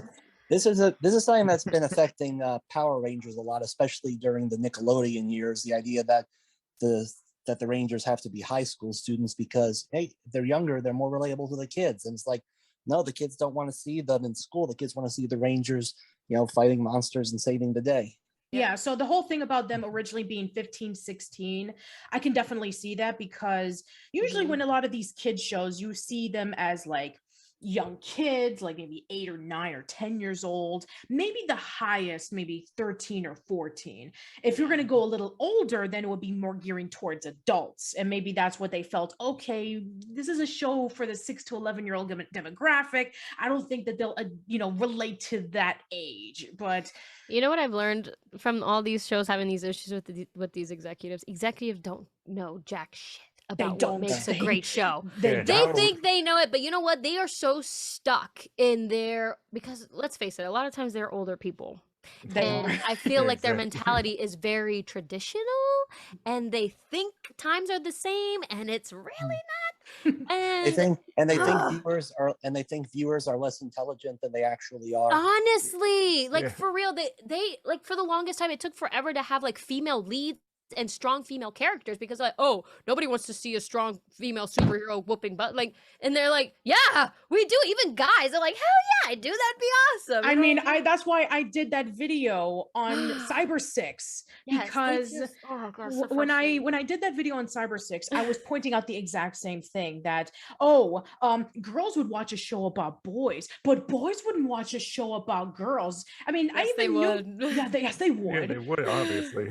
I mean, it's sad, because at the time they were talking about how we wouldn't get enough toys for it, and people wouldn't buy it, and one of the reasons why the Powerpuff Girls movie didn't do very well in the box office was because of the low viewers. And when we found out from boys, it's like, I wanted to go see this movie, but I was just embarrassed because people were going to make fun of me for it. So it's like, I'm glad this bullshit is over. So am I. Yeah, sorry about that, guys. Where are we up to? We're just he's just like showing up out of nowhere with his drink. Old School Link Casual Chats brought to you by Iron Brew, when we just come by when we least expected. We were just talking about how executives think that kids know what that they think that kids know what kind of stuff that they want to showcase. So we're just talking about my god. Hello, fellow kids. Exactly. It's just that antiquated form of ideas and such about the ages and all that. Yeah, the ages, and how executives think they know everything and they really know nothing. Yeah, exactly. Well, this isn't something that's just affected by Disney. It's something that's just across the board. Like, Nickelodeon thinks their best idea of raising kids is to shove SpongeBob SquarePants down their throat 24 hours a day, 7 days a week, and if that doesn't work, then let's give Patrick Star his own show. For the same reason. Legend of Korra almost didn't happen because of that reason. So it's just like, it's ridiculous. Legend of Korra was amazing. Exactly. Yeah. It's like, minus season 2. Season 2 kind of sucked. Well, we know why. We know why that happened. Because 1, 3, and 4 were pretty good. Yeah. We know why that happened, because it was only supposed to be 1 season, because Nickelodeon was like, okay, let's just give you 1 season. And then, just do whatever you want. And so Mike and Brian were like, okay, we'll just do this 1 self-contained story. And then at the side, we're going to do the story of Zuko's mom. We're going to make it into a 90-minute TV movie. And then Legend of Korra blew up, and then Nickelodeon were like, shit. People want to see a colored muscular woman kicking ass? What? Yeah. And then they were like, yeah, give it to us now, move it. And then they had to like cancel, the TV movie, make it into a comic book series. And then that's how my question is, when are these execs going to learn? I feel like they will never learn. Like we will only gradually, like, genuinely see change in these execs when they're out and there's new execs who are either younger or like way more modern in thinking, because these people really just don't freaking learn. No, but by the time we get our people in, like, we'll be the old out of touch, people who don't know what they're talking about, and the young people are the ones complaining about us. Yeah, exactly. There's this show that has, what was it, like those V characters that you see on Twitch. You're gonna make a TV show about that. I don't know. Would they be able to relate to that? I don't know. Okay. I don't know what I'm talking about. I think in time we will definitely see that, because it's basically just with this in Owl House how we see so many more anime references coming in from the old anime viewers, just going into now positions of actually creating shows now. So we'll see those people going into executive positions and such, and hopefully they'll be much more smarter in terms of just like, how children view programming and such, rather than thinking it was just like, oh no, we have a 16-year-old in the show. No one 15 or younger can ever identify with them, even though they're going to grow to be 16. Yeah, exactly. It's just even in the very far future, like, I guarantee you, there's going to be like, the 1 millionth rendition of TMNT somewhere as well. Like, all mixed into all of that. Yes, we're gonna have TMNT, except that now they're robots. We're gonna have a combination of they're cyborgs. Cyborg Ninja Turtles. There you go. We're gonna have another Scooby Doo, except this time Scooby is the only human, and everyone else is a talking dog. Yeah, and they're all just gonna sit there in front of their computers selling NFTs. Oh my God, no. At this point in time, we're finally going to get Gary the spin-off series for SpongeBob. And it's going to be the version of him that like talked in that really like smart English accent. Yeah, the very smart Gary, yeah. Anyway, so bring back Bruce Willis as Spike the dog. Oh my God. I ate Chucky's diapers once. They were really spicy. What are we talking about? Amphibia, go. Somebody. Well, what's the next thing? We said our favorites. So what was the next segment of? I mean, Amphibia? Did anybody? Did everybody else say their favorite episodes? I don't even remember anymore. I didn't. Go for it. Take us away from this. Okay. I like the temple episodes. They were some fun adventures that helped. They helped to expand the story a bit. I liked, as some have mentioned, All In and Reunited, Marcy at the Gates were all classics. Yeah. Also have for Hop Popular when he's running for mayor. Oh yeah, that was a really good one. Yeah, I think it's kind of especially more relevant now, considering all the bullshit that government officials on the state and federal levels are pushing. Oh no. And it's just a reminder that we the people still outnumber our elected officials, and if we band together, we can try to affect change. It might not pay off in the long run, but it will. I mean, it might not pay off in the short run, but in the long run, it will have an impact. Oh yeah, for sure. Unfortunately, the average age of Amphibia fan can't vote, so I think that's it's sorry to put these messages out, but unfortunately, no, but I mean, it could be a bit too late, I think. Yeah, but it'll lay the seeds, so like 10 years down the road, hopefully. Yeah, that's possible for sure.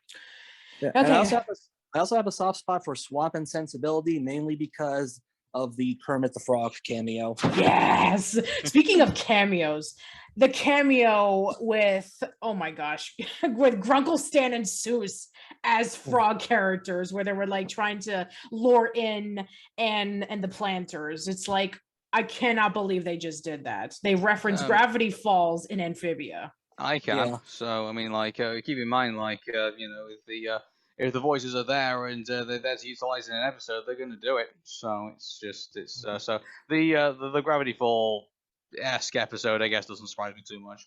Okay, that's fair enough. Yeah, I mean, there's a lot of episodes that for me were just like really stand outish. I mean, one of my favorites is definitely like the dinner where Sasha finally comes over to the Planters, and then Grime comes in as well, and it's like this really awkward moment considering that a while ago they almost tried to kill them. And then you have like Sprig saying, how can we trust Sasha? She tried to kill us, and then she's like, I tried to kill you once. So it's like they were trying to play charades, and Grime was playing the harp, which, by the way, now in the ending we know he'll never play the harp again. Oh yeah. Well, I mean, like they could make him false arm. I guess you can. Paulie better hook him up if that's going to be the case. Hey, you never know. So possibly. Anyway, but yeah, I mean, it was like a really just dark yet funny episode. Just how incredibly awkward it could be, but at the same time, it's just like the jokes right in themselves. And then, of course, like a lot of the heartwarming moments were definitely a highlight as well, like with True Colors, All In, and The Hardest Thing. Just all of those episodes were just fantastic. And the moment where Anne finally comes back to Los Angeles after like True Colors, and then she reunites with her parents again, was such a genuinely heartwarming moment, especially since she's been gone for 5 months. Like, imagine being gone on your birthday and not knowing where you are. And just like with the moments where, Anne was like at the temple where she was supposed to meet up with Dr. Jan to find out more information about, how they can be able to go home. And then she's at the temple, and then, she's like meeting up with all the Thai community. And then, they were bringing in like a whole bunch of things and saying, hey, welcome back. We missed you. Where you been? And then when she was trying to get away, and then her mom explained to her, like, these people were there because we've been looking for you and we had no idea where you were. They even brought us Tupperware because, they were trying to support you when you were gone. It's like, that's a really tight-knit community. That was really excellent. I mean, anything with Anne's parents was awesome, by the way, especially since given the fact that, Anne's mom is played by Matt's mom. That was such great casting. I think that's the one. Yeah, Mrs. Boonchuy, I think, is probably one of the most genuine characters in that show, because obviously with that, I mean, the only thing I can really compare with is the Japanese version of the ending of Metal Gear Solid 4, when where the voice of Solid Snake and the voice of Big Boss were played by two real life father and son who hadn't spoken to each other in a long time.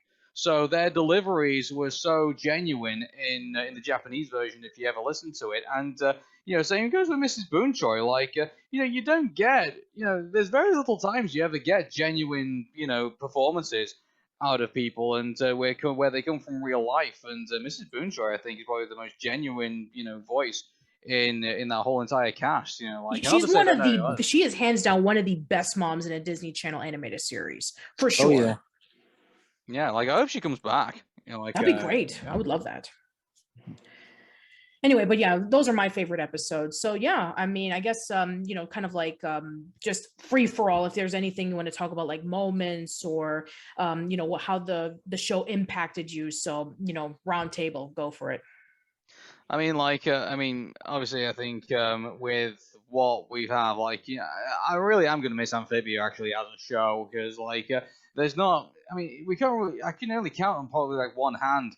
The type of girl goes to, or whoever goes to another dimension, gets a bunch of life stories and then comes back, and so I feel like there's not enough of those shows, I don't think, and I really wish there was more, and I highly doubt, I don't know, maybe they'll have Molly McGee go into the Ghost World, at some point. I'm not keeping it with Molly McGee, so maybe that's already happened as of this podcast. I don't know, but I just feel like there's not enough of these types of shows, and I really wish there was more. And because those are the most intriguing ones, I think. Just these epic adventures that people go on, in all kind of concentrated into like a 22-minute block, which I think is quite a good thing to achieve. In a show. So I wish there was more of them, but given the way things are going right now, I don't think we're going to see that. But that's just me. Yeah, I agree. I think for me, what really, sorry if you hear my dogs barking in the background. I think my dogs are barking. Yeah. my real doggies, my little ankle biters. I think what really stood out to me with this show is how well the balance was between amazing humor and angst and drama and emotional moments, and that's hard to do. It's really hard to have a successful balance between genuine good comedy that's not stupid or that's not overly done or exaggerated. It's genuinely funny. Like, even when I first started watching Amphibia, I found myself laughing at least every minute or two, and it was a genuine laugh. Like, it wasn't forced or pushed, it was just funny. and then the next second you're like crying, genuinely crying over an emotional moment, or you're sitting at the edge of your seat because all of a sudden some drama went down. And it's, it was very impressive how well written the show was and how it was able to balance such comedy with drama and angst. And that's just one of my favorite things about it, that it was able to do that while also having some really nice life lessons and good messages for a young crowd, older crowd, anybody who watched it. There was good messages in there for everybody. And the animation of it was great. The music, the music was fantastic. And the different renditions of No Big Deal and the main theme song, it's funny how they remade the same beat like 2 or 3 different times, but dang, they figured out exactly how to fit it for each moment, and it made a huge impact. So I just think it was just such a well-made show overall. It was fantastic. Yeah, you gotta pay tribute to the composers who came up with all the Amphibia music, and it's to the point where people who got involved are actually putting up the sheets of music actually up on Twitter, and people actually are doing their own renditions of it. So like the renditions aren't over at the moment. Like someone's done like a classic guitar version of the Amphibia theme. Some people have been doing other stuff like I hope someone does some lyrics for them as well. Like I'd like to like a nice folksy talk about living out in Wartwood and the Amphibia itself. Like I hope that someone will get on with doing that at some point. But yeah, I mean once again, a Disney show with great music, which shouldn't necessarily have should be part of the course really for Disney, and I'm really glad that we're getting that again. So yeah, for sure. And I think that the way that it was able to just tie itself together with it's a story that was able to have a nice balance between the humor and the heartwarming moments, but at the same time a lot of people can like really get invested in it, because it's like, here's the thing: if you are not invested with these characters, everything that's going to happen, it wouldn't even matter. Like nobody would even care. It's like, oh, the character is irredeemable, or the character is boring. It's like, oh, but this happened, so what? If the execution of it doesn't match with the tone, or is just like writing it safe, then anything that happens would just be jarring and just came out of nowhere. But let's be honest. I mean, for a lot of people, like True Colors and like going back into Los Angeles, and then returning back into Amphibia, and then the final battle and all that stuff. I mean, people were genuinely emotional for these characters because we got to spend time with them. And for the people who were complaining about like, oh, this season was too slow, or it didn't have enough adventure and all that kind of stuff, you're kind of missing the point. The point was to actually build up to these characters and get to know them and to see who they really are. And that's why people are, I feel like the whole misconception about like, oh, this is just a filler episode, you won't miss out on it. First of all, the idea of filler episodes at the time was that it wasn't sticking close to the original source material. It's like with like a lot of manga at the time, where in the 80s and 90s, when it's like, oh, this manga is really, really popular, let's make an animated series out of it. But the reason why filler arcs was so there was because it usually takes about like maybe 2-3 chapters for like one episode. But if they're doing it consistently every single week, it goes really, really fast. And by the time that you catch up to it, what story you're going to tell next, because the manga artist hasn't even drawn it yet. So okay, we're going to add these filler episodes to kind of like pad it in, and that stuff, it takes a major downward slump in terms of its pacing. That's why they were made.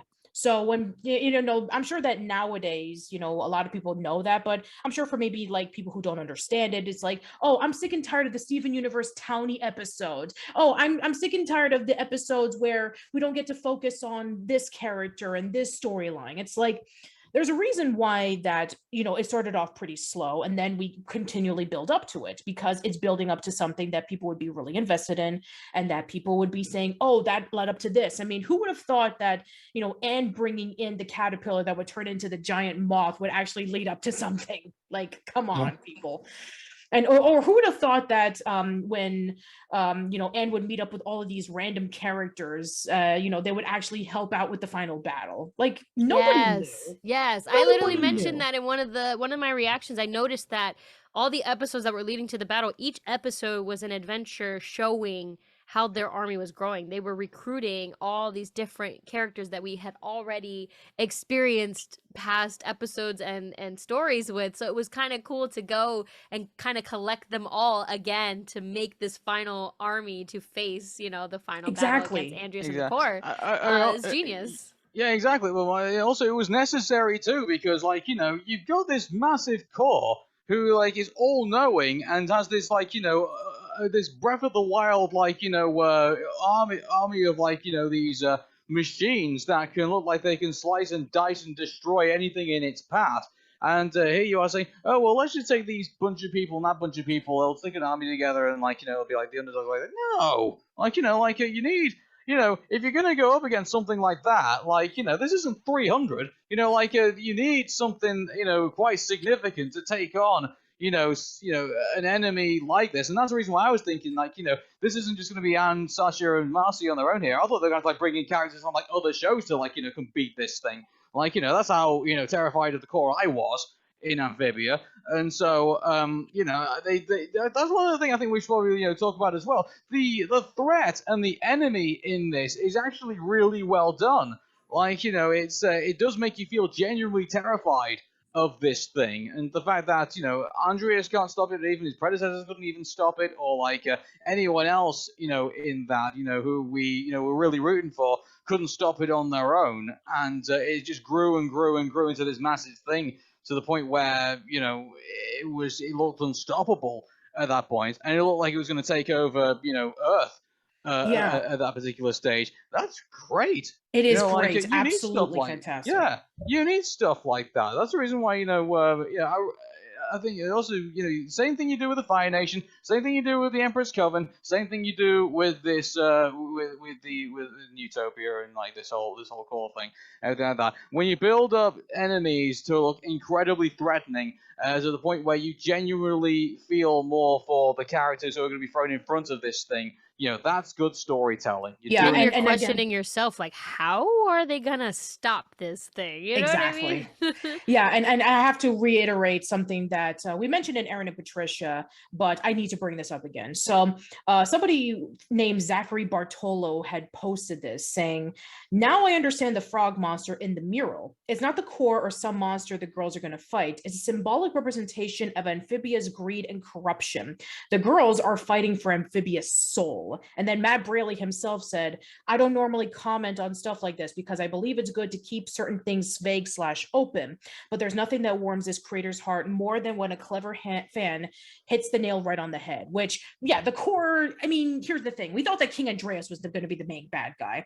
We thought the core was going to be the main bad guy. I mean, it kind of is on face value, but there's more to it than that, because we saw throughout this entire show that Amphibia is separated into three: the frogs, the newts, the toads. The frogs were the humble farmers, the newts were the smart, sophisticated ones, and the toads were the battle-hungry army fighters. And so that's why they were separated for 1,000 years. And we knew about this in the core and the king, when, we have Andrias, Beryl, and Leaf together. And then Andrias was brought in by his father saying that, it's time that you took over Amphibia because I'm getting old, and I need you to, be a part of this thing. And, we need you so that eventually you'll be joined with us, like hundreds upon hundreds of our ancestors inside of this one thing, so that we can be able to go around different worlds and gather resources so that we can be able to maintain Newtopia.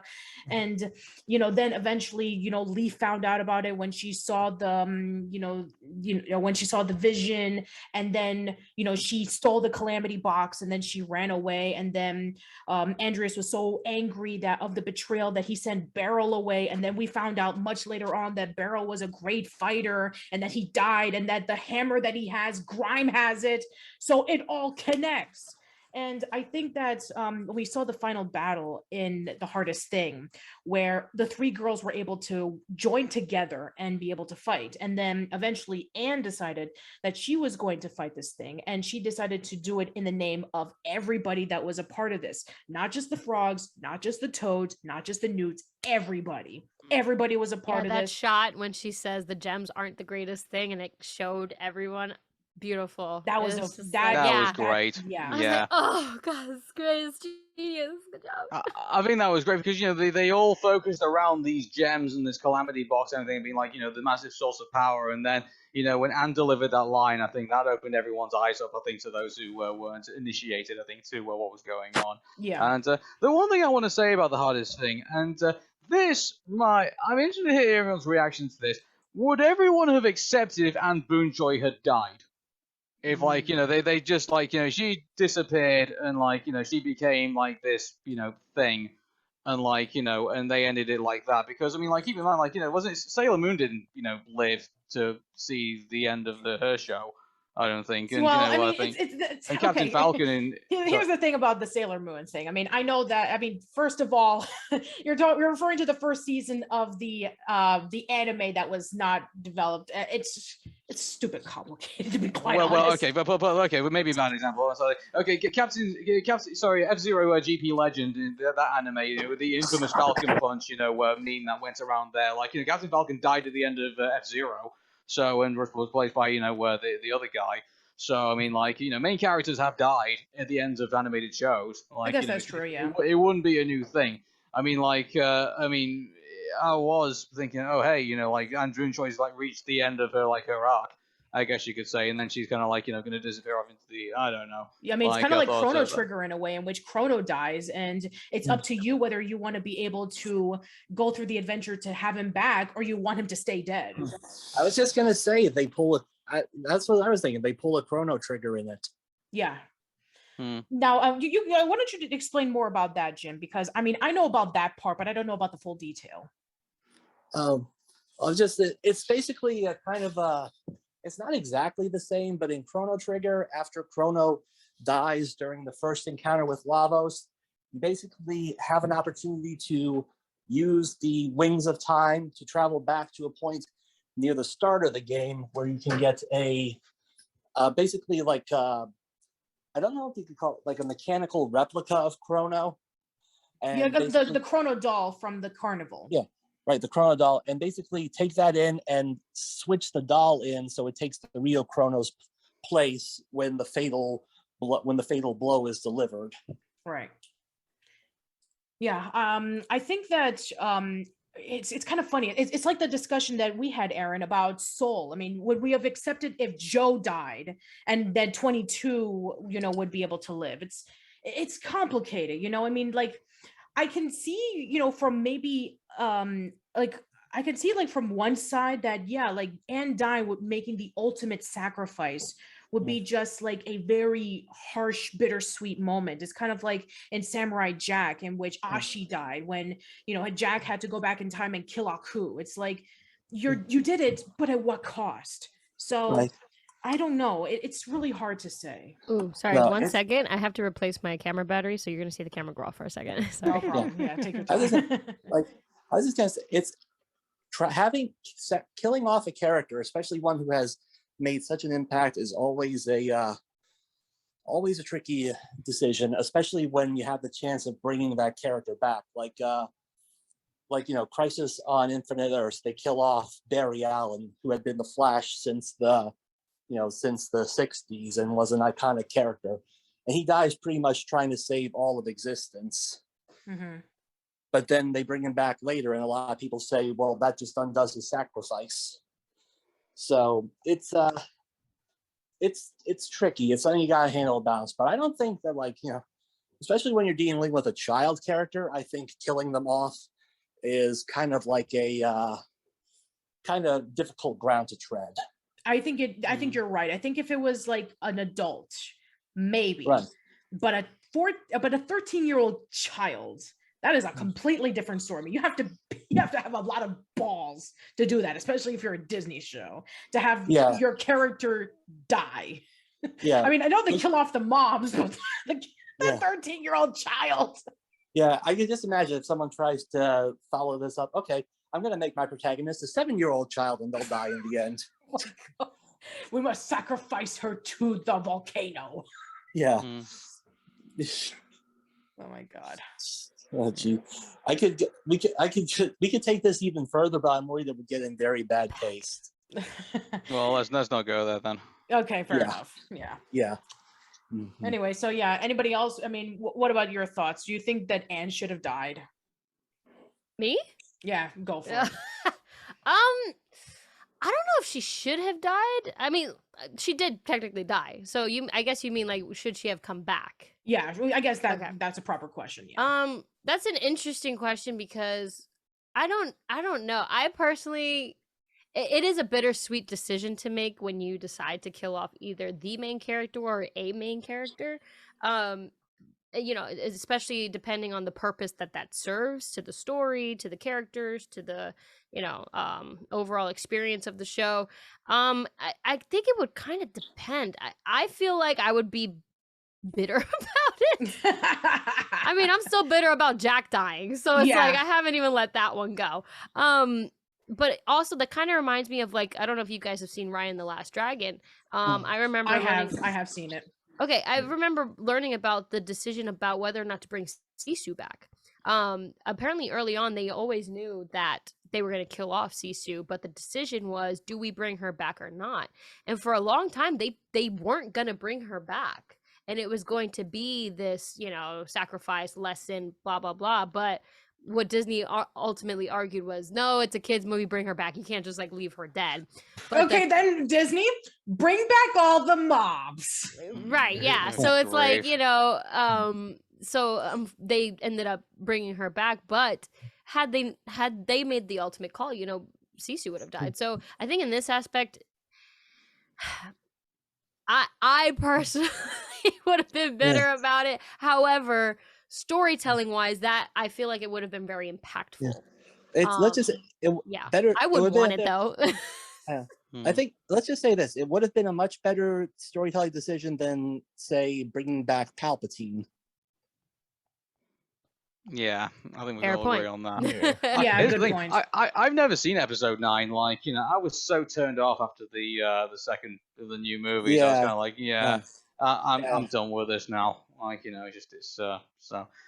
But you know, I think we're all in agreement that, you know, I guess they made the right call there, like, to have, you know, Anne like come back, and then but it would have been interesting to see that now that she's this kind of like this you know, clone character, like, you know, what side effects did that have in the end? Also, like, nothing really happened, because 10 years later she's still kind of like, you know. Well, supposedly it's only her body, her physical form that was cloned. The body was her consciousness is the same. So in that aspect, I don't think anything changes. It's just the physical form was a little was a copy, because her consciousness was the same. So she wasn't copied, her body was. Yeah, exactly. Okay. Which I think is how they kind of saved that. Speaking of which, I mean, we have to talk about the final scene. I mean, that final scene right there was just like seeing everybody, you know, rebuilding Amphibia again. Like, according to Matt Braley, it's 9 months after the invasion happened. So Holly had such a growth spurt. I know, like, what? She looks so cute.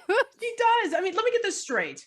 It took her like what, 3 months for her to get legs, and then another few months just to grow one hair. And now, like 9 months later, boom. She's now a frog. It's like Goku, his growth spurt. And yet Maddie's siblings didn't grow at all. They just got legs. In 9 whole months, all they got were legs. I don't get it. I mean, here's the thing. I mean, I know that different frogs, they do tend to mature depending on what they are. So maybe that's what it was. Or maybe these are like different sisters. I don't know. But or maybe is it that like for 9 months, they're still like baby tadpoles, kind of like for 9 months, we still develop in the womb. And then I guess that's we kind of start growing know. Everything after. Maybe that was the approach. Because if not, Anne was in, if they were in Amphibia for 5 months and she only grew, you know, her legs and a little bit of hair, you know, how much more before that had she already been growing? Was it already 4 more? You know what I'm saying? I don't know. I don't know. And to be quite honest, I don't care. I don't care either. She was cute. I think if we get the spin-off show with you know, with the Sprig and Ivy, I guess we'll probably learn a bit more about. You know, Sprig and Ivy was definitely a highlight, and just seeing you know, poor Foggle had to like has lost his entire muscles, and like it's like I should have never done cheat day. Yeah, cheat days, they suck. Can we just say older Sasha though? Oh, we'll get to that in a moment. But I do enjoy the fact that they were able to build that statue of her. And even Matt Braley even just posted up a tweet that just genuinely made me cry, where he was just saying, like, you're a wanderer of Wartwood and you're settling down to where you get your supplies. And then you see an old frog looking at a statue. And then while you're filling up your canteen, you ask, who is that? And the old frog smiles in tears and says, my granddaughter. That made me cry. That made me cry. It brought the feels. It brought the Yeah. feels. And it's nice to see Hop Pop and Sylvia together and growing avocado. So that was actually pretty sweet. Are we gonna talk about the Snurds? Oh, how do you explain that? It's like the Dredonkeys all over again from Shrek. Yep, I was like, oh Lord. It's funny because when I was watching it, first I was just gonna comment on the romance, but then I happened to hit my space bar, and then it played where the thing popped, like the bird popped out of the shell on the Mom Bessie shell. I was like, what the fudge is that? I was like, oh my God, no, they didn't. How?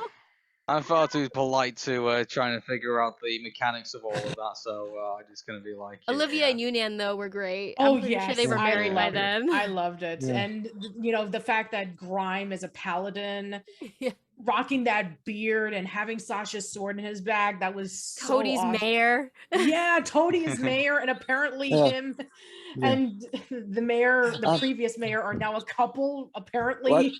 What? I don't. Okay, yeah, that always. I'm amazed that anyone would really want to be with Toadstool because this is here since Joe Quimby from The Simpsons. Oh yeah. I don't know either. I mean, also, Alex Jones was wrong. It wasn't the governor that was in the Frogs Gate. It was Matt Braley. I got nothing. Anyway, but yeah, now we can get into 10 years later, which, by the way, great callback, because Matt Braley even said that in an interview that Pepper Ann was a major influence for him. And you even see Pepper Ann in the background when, the invasion happens in All In. So it's true, because Pepper Ann technically was one of the very first animated shows where the last episode, you get to see them older. So it features Pepper Ann in her 15-year high school reunion. By the way, spoilers. I know spoilers for a 25-year-old show, so sorry. Anyway, but yeah, it's true. It's basically the episode where it cuts in between the present and 15 years into the future, where she finds out that they're going to be having a high school reunion, and they're going to open up the time capsule that they buried, and she wants to retrieve the letter again because she wasn't able to do all the accomplishments that she wanted to. But anyway, I want to skip over to the last bit where she goes over to the favorite pizza place that her and her friends used to hang out in, and she sat down on the stool and reminisced about all the good times that she had, and then she walked out, and then that was a really just genuinely sweet moment where it was bittersweet, but at the same time you get to see how far that Pepper Ann had gone. And you can definitely tell that a lot of people over the past 10 years were influenced by that ending, because we saw it with Phineas and Ferb. We saw it with just recently with My Little Pony Friendship is Magic. We saw this with Amphibia. So yeah, just seeing the girls 10 years we later. kind of got a glimpse of it in She-Ra, even though it was a vision of what Adore wanted for the future. It was the creator's way of giving us that time jump. Did we also get it in Arthur as well? The very yes, end, we did. We did get that in yeah. Arthur recently. Yeah, the 25 years later. I love the time jumps. I love when they do it well, because it's like we do want to know what they look like, what they're doing, So I love when they give that. To, I hope we get one for the Owl House. That would be cool. Yeah, I would love it if it was the last bit. I mean, even Dana Terrace had mentioned on Reddit that she would love to have Luz celebrate her quinceañera. I would love it if it was that. That would be great. One thing I don't like is I've seen some cynical people say they don't like these reunion or what happened later finales, because they say, oh, why does everyone have such a bright future? Why is everyone so happy? That's somebody who's miserable with their life. Exactly, yeah. We have grown invested in these characters. We want to see them succeed in their lives in the future. Thank you. Preach, we don't buddy. And they parodied this with the South Park episode with the pandemic special. Oh yeah, I've heard about that. I haven't seen it, but I have heard about that. We see how things are. Everyone we don't like seeing the fact that that all the kids that we followed are now miserable now that they're adults, except for Cartman, who is somehow living a good life. That doesn't, that's not. And what was it we like? wanna see. From what I saw in like the clips or something, that he's a Jewish rabbi. What? Yeah. Yep. Yes, he converted. That is so ironic. This is the same guy who hates Kyle because he's a Jew, and now he is one. Yeah, I think that was the joke. I know that. Yeah, I know. Yeah, and it basically shows that even though he's converted, he still tries to push himself off as being better than everyone else. Of course. So he does. no matter what his faith, Cartman is always an asshole. Sure, but let's talk about the girls. So I just love the fact that Sasha is a child psychologist. Marcy is drawing her webcomic, and Anne is a herpetologist. I thought that was just perfect. Absolutely perfect. And the fact that, I mean, I know a lot of people were really upset that they kind of quote unquote drifted apart, but the point of it is that even though that they drifted apart, when they came back together, their relationship was stronger than ever. Yep. So that was, and it started a new journey, like Exactly. as adults. And I feel like there's more freedom in adulthood anyway, because you don't have to worry about school and peer pressures and stuff like that. Yeah, you just have to worry about student loans. Yeah. And bills and all that fun Adult stuff. Yeah, your stuff, joint's starting to crack when you wake up in the morning. Yep. But no, I mean, just that. I mean, I cried my eyes out when I saw all of that stuff. Just like seeing everybody just like together and just talking about what they're doing, and then that speech that Anne gave about how the importance of change is because it makes us grow into somebody. Yes. I haven't seen anything like that since the last episode of As Told by Ginger, where Exactly. she basically said the exact same thing, where she was talking about how, when we all drift apart and when, change is happening to us, that we learn from it, we grow from it, we need to take the risks, otherwise we're not living. So I think that all of that was able to correlate so well. And, the final moments where we do get to see in the extended ending credits, where you get to see like all the moments of like, we get to see Toad Tower, we get to see the planter's home, we get to see the tennis racket, the sword, and the crossbow laying down where it was before, and then the final photo of them being BFFs. That was a genuinely great moment to end it off. I ranked it up there. It was very, one of my favorite endings of a game of all time is Legend of Zelda Ocarina of Time, because, like after you've been through like the big battle with Ganondorf, like then all of a sudden it's kind of like, it's a slow, quiet harp music while the credits are rolling, and you get to see like all the places that you've adventured around and things like that, and it's like how calm it all is now when all the adventure is over. And that was the way I like Amphibia to end. It was a very good way to go. Yep. I rank it up there with the regular show ending as one of the best finales in animation. Regular show is another one that features the characters adults. Yes. Yeah, that shows everyone going on their way, and we get a glimpse into their lives, and we see how they've grown. And again, it's like we see that even though they may drift apart, they still have that bond between them. Yeah, I love the exhibit that Anne had created. The fact that she was able to like put everything in Amphibia together. Like, she had a little South American tree frog, named it Sprig, and she had like a planter house in the background, and even with like the three pieces in the wall, which is the gems, and she had a leaf's hair tie in her had a leaf scrunchie. Yes. Yeah. That was the first thing I saw. I was like, of course you still have leaves in your hair. Yes. And, also with like, the Olms is also there looking just like, how it was when they were over there. And just like with Proteus, the little attention to detail. And then Toad Tower is also there too, with like the Toad section and the Newts and, and then it says get lost in Amphibia and right up on the sign. Oh man, I love that Sasha still kept the sword stuff everywhere. She had it on her jacket. She had it in her car, as well as a very awesome sticker. Yeah. Yes. I still want to know how her back is, though. Like, girl, you sought no medical attention after that. I'm like, when she activated the gem's powers, did she heal? It's a flesh wound. Maybe.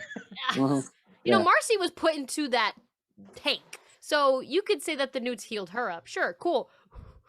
What happened to Sasha? Her back got sliced up.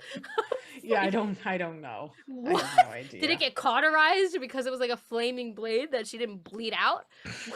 Possibly. Yeah. Also, you know I what? will never don't get know. over that. I'm like, I was how gonna is say your back? everything. Like, I'm really surprised that even though after being stabbed and sliced Yeah. and killed and things like that, like it's like I'm really surprised that they haven't like walked out with like with the way that they did. Really, like I thought they were gonna like need long-term medical care for like the rest of their lives. I basically, forgot who while pointed it they've out, but improved. somebody pointed out every finale, one of the girls almost died.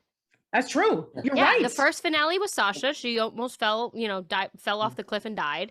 Yeah. Marcy got stabbed through the chest, almost died, and then Anne disintegrated, but then came back. So she technically did die, but she came back. But every finale, one of the girls almost died. Yeah, I that's was very like, true, "Oh, actually. shit." I was like, wait a minute. So they went through some trauma. They can And that's why bond there can't over be it. any more seasons because there's no more girls to kill. Yeah. Well, except for Ida and Polly. Well, I don't think so. Polly will never die.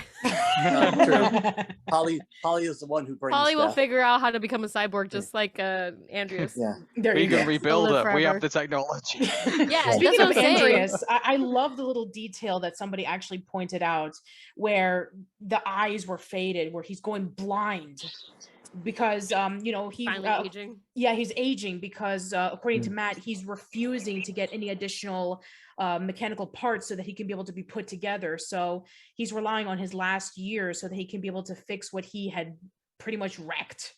So As he should. yeah, as he should, yeah.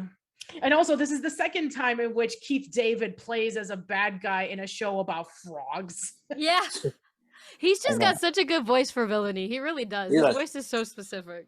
Yeah. yes. Although he plays as one of my favorite characters in a Disney show, Gargoyles, where he's the yeah. hero. Yeah. But yeah, you're right. He mostly has been playing villains. I mean, he was Dr. Facilier in Princess and the Frog. Again, frogs, all a connection. Got things for frogs. It's a conspiracy. And speaking of which, Anika Rose, who's Tiana, she's Dr. Jan. So there you go. There's another connection. Wait, is she really? Yes. No way. Oh my God. I'm serious. It's all coming together. It's a conspiracy. I'm telling you. You connected the dots. We went full circle. Anyway, so yeah, that final episode, just everything, Amazing.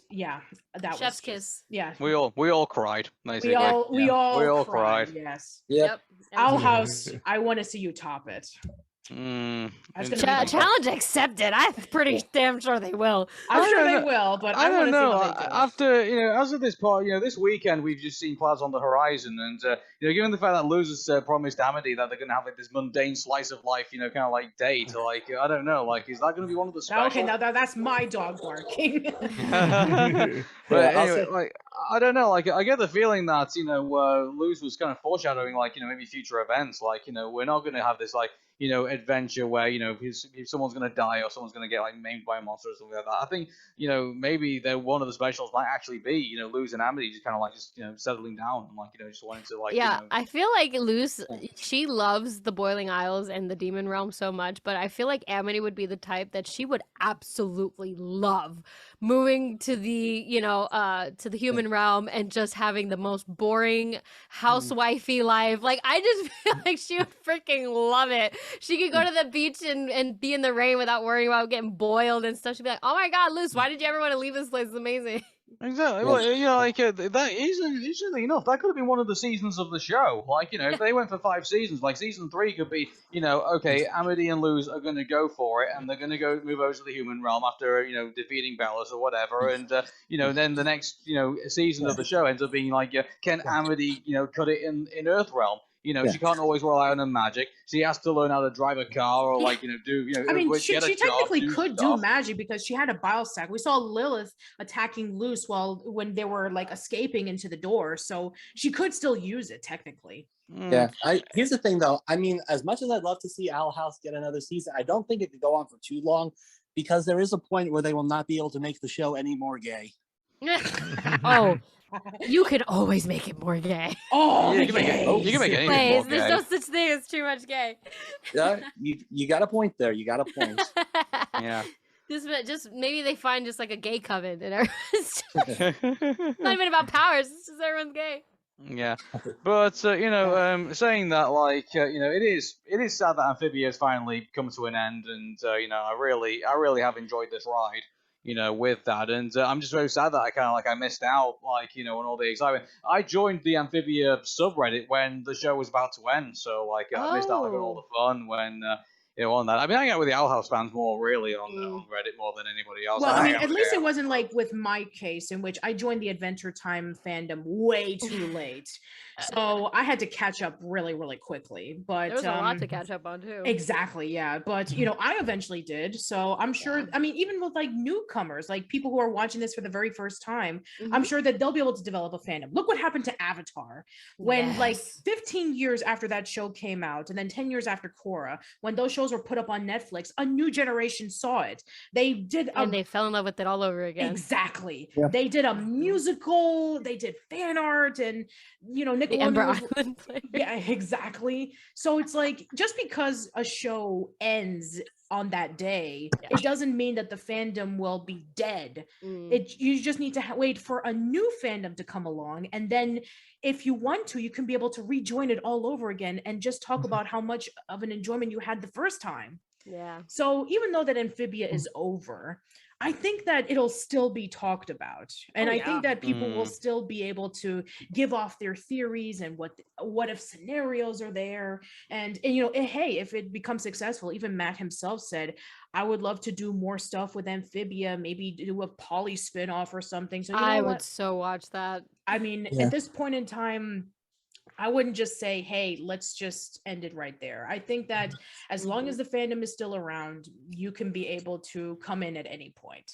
I wish I had joined it like early on. I really do. Luckily, I wasn't spoiled. I think the only thing I was spoiled about was like the concept, because even though I was seeing stuff on Twitter, because I didn't really follow the fandom, I wasn't following too many people into it, so most of the stuff I saw was just the girls, the characters, and I liked their designs, and that's what and I just kept seeing them, so I'm like, okay, that's what kind of pushed me to see what it was about. So I'm thankful I didn't get spoiled, so it definitely made for being able to experience like the intense moments better.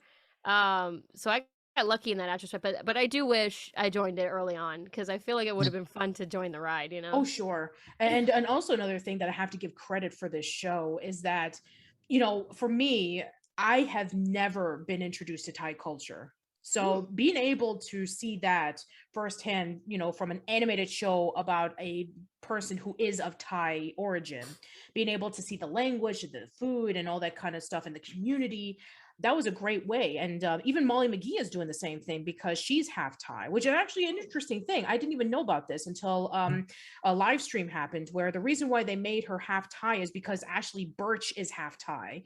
So, wow, I never knew that. I never knew that either. And so then they were like, the creators were like, okay, we don't know what Molly is going to be. So when they cast Ashley Birch, they were like, okay, we're going to make you Thai, because you're Thai. So it's like, that was interesting. I had no idea about this. And so, seeing that Thai culture, especially since, we're getting a lot more diversity nowadays. I mean, we're seeing a lot more than just like, okay, we have this group of people and this kind of people who are represented. I mean, from one of my last assignments for my professional writing class, I got to write a journal entry to submit for a university, and I wrote a 25-page paper about where diversity was in entertainment, and I was talking about a lot of sections like LGBT and African American representation and Asian representation, all that kind of stuff. I guess I can go into Asian. I mean, especially since Anne is Asian, and also because May just so happens to, be Asian Appreciation Month. So there you go. So I was doing some research about how Asians were portrayed in film and in television, and at the time, oh my gosh, it was like really stereotypical. We're talking about like in King Kong, where you have like the chef, and then you have Breakfast at Tiffany's, where you had Mickey Rooney. Well, the old banned World War II propaganda cartoons. Yes, I talked about that as well. Yeah. You know what's frustrating? Sorry, I didn't mean to cut you off, but it's just you just remind me of how I've heard from a couple people that I know in my life that are a little older from the other generations. They love to say, oh, you guys, everyone's just so soft and snowflakey now and so sensitive. I'm like, you know what? Just because things were okay in your time and things were considered funny, it doesn't mean it was actually okay. No. You know what I mean? And that was always my argument, because they're like, it's so dumb that we can't say certain things or joke about certain things. It's like, well, yeah, it might have been okay in your time and you might have accepted it, but it doesn't mean you should have. Yeah, I mean, it was It wrong doesn't mean then it should and have it's been wrong okay. now, yeah. Exactly. And it's like, and now you guys are just mad that we're calling everybody out, and you just want to turn it around like, oh, we're a bunch of snowflakes. No, we're just trying to respect people and just treat everyone equally and not discriminatively. It's ridiculous, and I hate that they always want to do that. I'm like, you know what? Suck it. You're just bitter because you can't mind you, there is a balance to this, and like some of the racially insensitive stuff, yeah, totally. Like I think that's some of the stuff is just unacceptable nowadays, and I think there really needs to be some historical context. I mean, Song of the South should just never, really need some. I had to talk about Coal Black, and I had to talk about. But the thing is that there's the racially insensitive stuff. Then that stuff is unacceptable. But in regards to things like Tom and Jerry, for example, when they're hitting each other with like bats and things like that, like some of the cartoon violence, you kind of the itchy and scratchy stuff, they take too far and like make fun of and stuff like that. I mean, I guess in some aspects, it's sort of when I grew up with Tom and Jerry, and I didn't do anything stupidly violent from that cartoon. I knew it was a cartoon at that time, so there are some aspects where I will say, I do sympathize with you in some aspects that executives are so scared of things being way over the top. Mind you, look, we're talking about Amphibia, where people have been shot, stabbed, and goodness knows what else. So I mean, I guess that now is starting to come back to the forefront, and I think which I think is really cool. But there was a time when definitely back in the 90s when there was this massive scare over how violent some cartoons were, and there was parent groups and churches and things like that who wanted to see a lot of stuff not be on TV anymore, and they just wanted to tell us all definitely when time when wrestling was starting to get more attitude and things like that. So it was it's there and it's still there is now, but funnily enough it's not coming from concentrated groups of people. It just seems to be a lot of people who grew up with all this stuff, but then see stuff not other people complaining about it, but then kind of falling back on it. It's weird. It really is strange where we are right now with that, because before they used to feel like okay, here's all this content which we're all enjoying, then there's all those other people that turn around and say, well that you shouldn't be enjoying all that stuff because it's violent, or it's it's offensive, or things like that. You shouldn't be doing that anymore. And now we seem to be having this road things are too soft now. We want things to be more more toned up and things like that. And then finally when they get it, they still aren't happy. It's so weird. I don't get it. It really is. Anyway, but yeah, I mean, when I was writing my paper, I was discussing about the progression of how Asians were. I mean, in one of the sections, but how Asians were portrayed. I mean, you went from very minor characters to white people playing as them to, Bruce Lee is really popular, so they must be really good at martial arts or speaking broken English. And then, as time went on, as soon as we started getting more development with other actors, and especially since Japanese media became really, really popular. So that's when proper representation started taking into form. And I thought that this is hands down one of the best portrayals of an Asian character being portrayed, especially one of a character that, of a culture that is not very well known in America. I mean, you know a little bit about Chinese and Japanese, and even with King of the Hill, where they were making that joke about when the Super Newton phones moved in, and when Hank and the gang were asking him, hey, are you Chinese or Japanese? It's no, I'm Laotian. I'm from I'm from Laos, which is near Southeast Asia. And then they were asking, so are you Chinese or Japanese? So it's okay, I get it.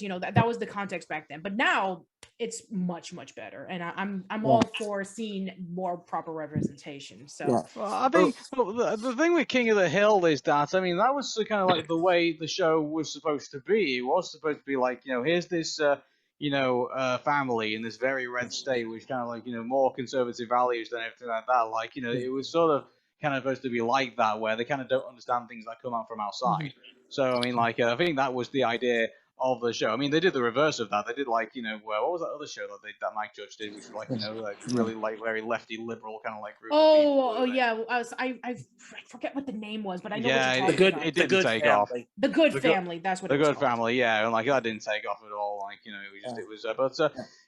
so I mean, shows like that where like, by the way, Amphibia has pretty much that as well. Like here comes Anne Boonchuy into like this kind of like backward village of like frog people who just don't like outsiders whatsoever, let alone of their own kind, let alone someone with warm blood.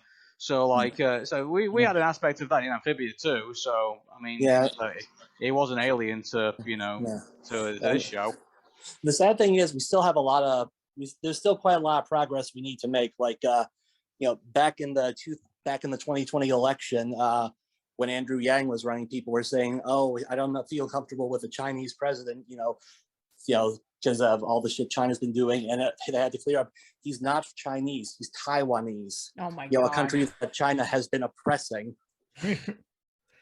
Even outside of media, we still have these foolish bigotries that need to go. Yeah, well, absolutely. Anyway, but I think that hopefully that this will start planting the seeds of like really good, awesome representation. I mean, even with like Marcy, she's Taiwanese as well, and a lot of people love her. So there you go. Yeah. Well, one thing actually, just to finish off the hardest thing, I don't know if in the credits where they show us like all like everything else, and then there's the final scene where it shows like the updated the picture Thai of, letters, like, yeah. So but then they noticed there was something underneath, and I don't know if that was that Thai. Yes, was it like, is Thai, and it was translated as complete. So it's like the Oh, end, but it okay. was just written in Thai, which makes a lot of sense because Matt himself is Thai. Okay, Yeah, that was cool. I thought that was like another secret message, just kind of like, oh, hang on a second. This isn't Gravity Falls. There will be more. It was like, there's something else to this show, like, so yeah. We're not. This is not the Owl House. We're not going to like see letters and then we have to paste it together to reveal something else later. Yeah. Mm-hmm. Yeah. Anyway, but yeah, I mean, overall, Amphibia is a great show. I really recommend anybody to check it out. It's up on Disney Plus. Not all the episodes though, but I'm sure you can be able to catch up with it on Disney Now because that's where the episodes are coming out, and I'm sure that they'll show reruns of it a little bit later on. But yeah, once everything is up on Disney Plus, please watch it because Exactly. I mean, and also Disney, I beg of you, please release like more merchandise. I know we have the T-shirts and all that stuff, but I want to see stuff on Disney World. I want to see maybe an exhibit of like the animated series stuff. I want plushies of the little caterpillars, the caterpillars. Yes. That would be cute. Just like make them collectibles. Yeah, you think out of all the shows that this is the thing, like Disney World, like they will happily put their movies and put them into attractions and things like that at the parks, but we never see anything for like the TV shows. That really sucks. By the way, it would be a great attraction for like imagine like it would be kind of like Frontierland and like Magic Kingdom have everything Amphibia. That would be so if they made a amazing. Boiling Isles. Yeah. Or an owl house, like you could visit the owl house, or a section of Gravity Falls where you get to see the Mystery Shack. Yeah. Wow. Yes, I would love it. I don't know what that is yet. You'll find out soon. Yeah. Anyway, looking forward to it. Let's just so yeah, please check out Amphibia. Really highly recommend that you do. I know for some people it might start off slow and it's like, what's the big deal? But stick with it. Trust me. Mm-hmm. Anyway, it's worth it. It's definitely worth it. Absolutely. All right. Well, that is it for our discussion of Amphibia on Casual Chat. So thank you guys so much for coming on by. I really do appreciate it. Thanks for having me. Yeah, it was fun. So yeah, why don't you guys plug and promote your stuff? Okay, so my thing is the Arun Mehta Show.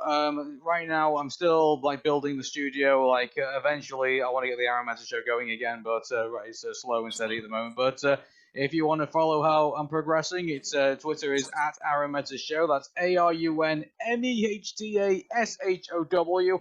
If you want to ask me a question on Tumblr, it's arunmehta.tumblr.com, and you can listen to my podcast on Apple Podcasts, Stitcher, iHeartRadio, and various other places. And but if you really want to check out what I really am doing, it's check out Aaron and Patricia with my beautiful sweetheart Patricia, and also with and also if you want to check out a really wonderful finale, maybe not on par with Amphibia, but check out season 2 at the end of the episode when I proposed to Patricia and she said yes. So that's so cute. yeah. So and if that's not your thing, me and Patricia do In Search of the Crystal Skull, where we review movies that aren't so good but aren't so bad either. So we're sort of like in the middle, where King of the Crystal Skull is. Yeah, we're currently in fantasy month. Yeah, exactly. Cool. And if that's not your thing, we do Pix Mix, which is where we randomly review a Pixar film, and also we do Dream Machine, where we review DreamWorks movies, and we're also going to do something for Blue Sky Studios in the future, so check out for that soon. Word. I have a YouTube channel where I do most of my reactions and stuff. You can find it under Not-So-Average-Fangirl. If you want to find my art and stuff, I have that on Instagram and Twitter, also under Not-So-Average-Fangirl. I'm currently reacting to Heartstopper. I'm gaming Life is Strange, and I will be finishing the Owl House when it finishes. My next reactions, so look out for them. I have reacted to the movie Crush from Hulu. That will be out soon. I also plan on reacting to Gravity Falls, Kipo, and The Dragon Prince. So those reactions will be coming to my channel. And yeah, that's where you can find me. Nice. And you can find me and my partner Nero on ToonGrin.com. Right now, we're just slowing down on videos, so we're working on our business side of things. So if you want to have some like awesome video editing or awesome graphics, just go to our website and you can just see what we can do. And in terms of videos, you'll see something in the future. We're working on long form content, so be excited for that, where we review stuff like the Disney live action movies, all the Scooby-Doo movies again, and just so on and so forth. Yes, and in relation to that, also check out Whyboy and Nero's 10 Isekai shows you should be watching, which also includes Amphibia. So go check that video out as well. All right, go for it, Jim. All right. I have a YouTube channel. It's under my name, James Bevan, and I also have an Instagram account, jbevan1985. I post performances of my magic and mind reading acts there. Haven't put any up for a while. I've been taking a little break due to how busy things are at work, but now with summer coming in, I'm hoping to be putting up more videos, more performances that I'm really hoping will impress. You can also find them posted on manicexpression.com.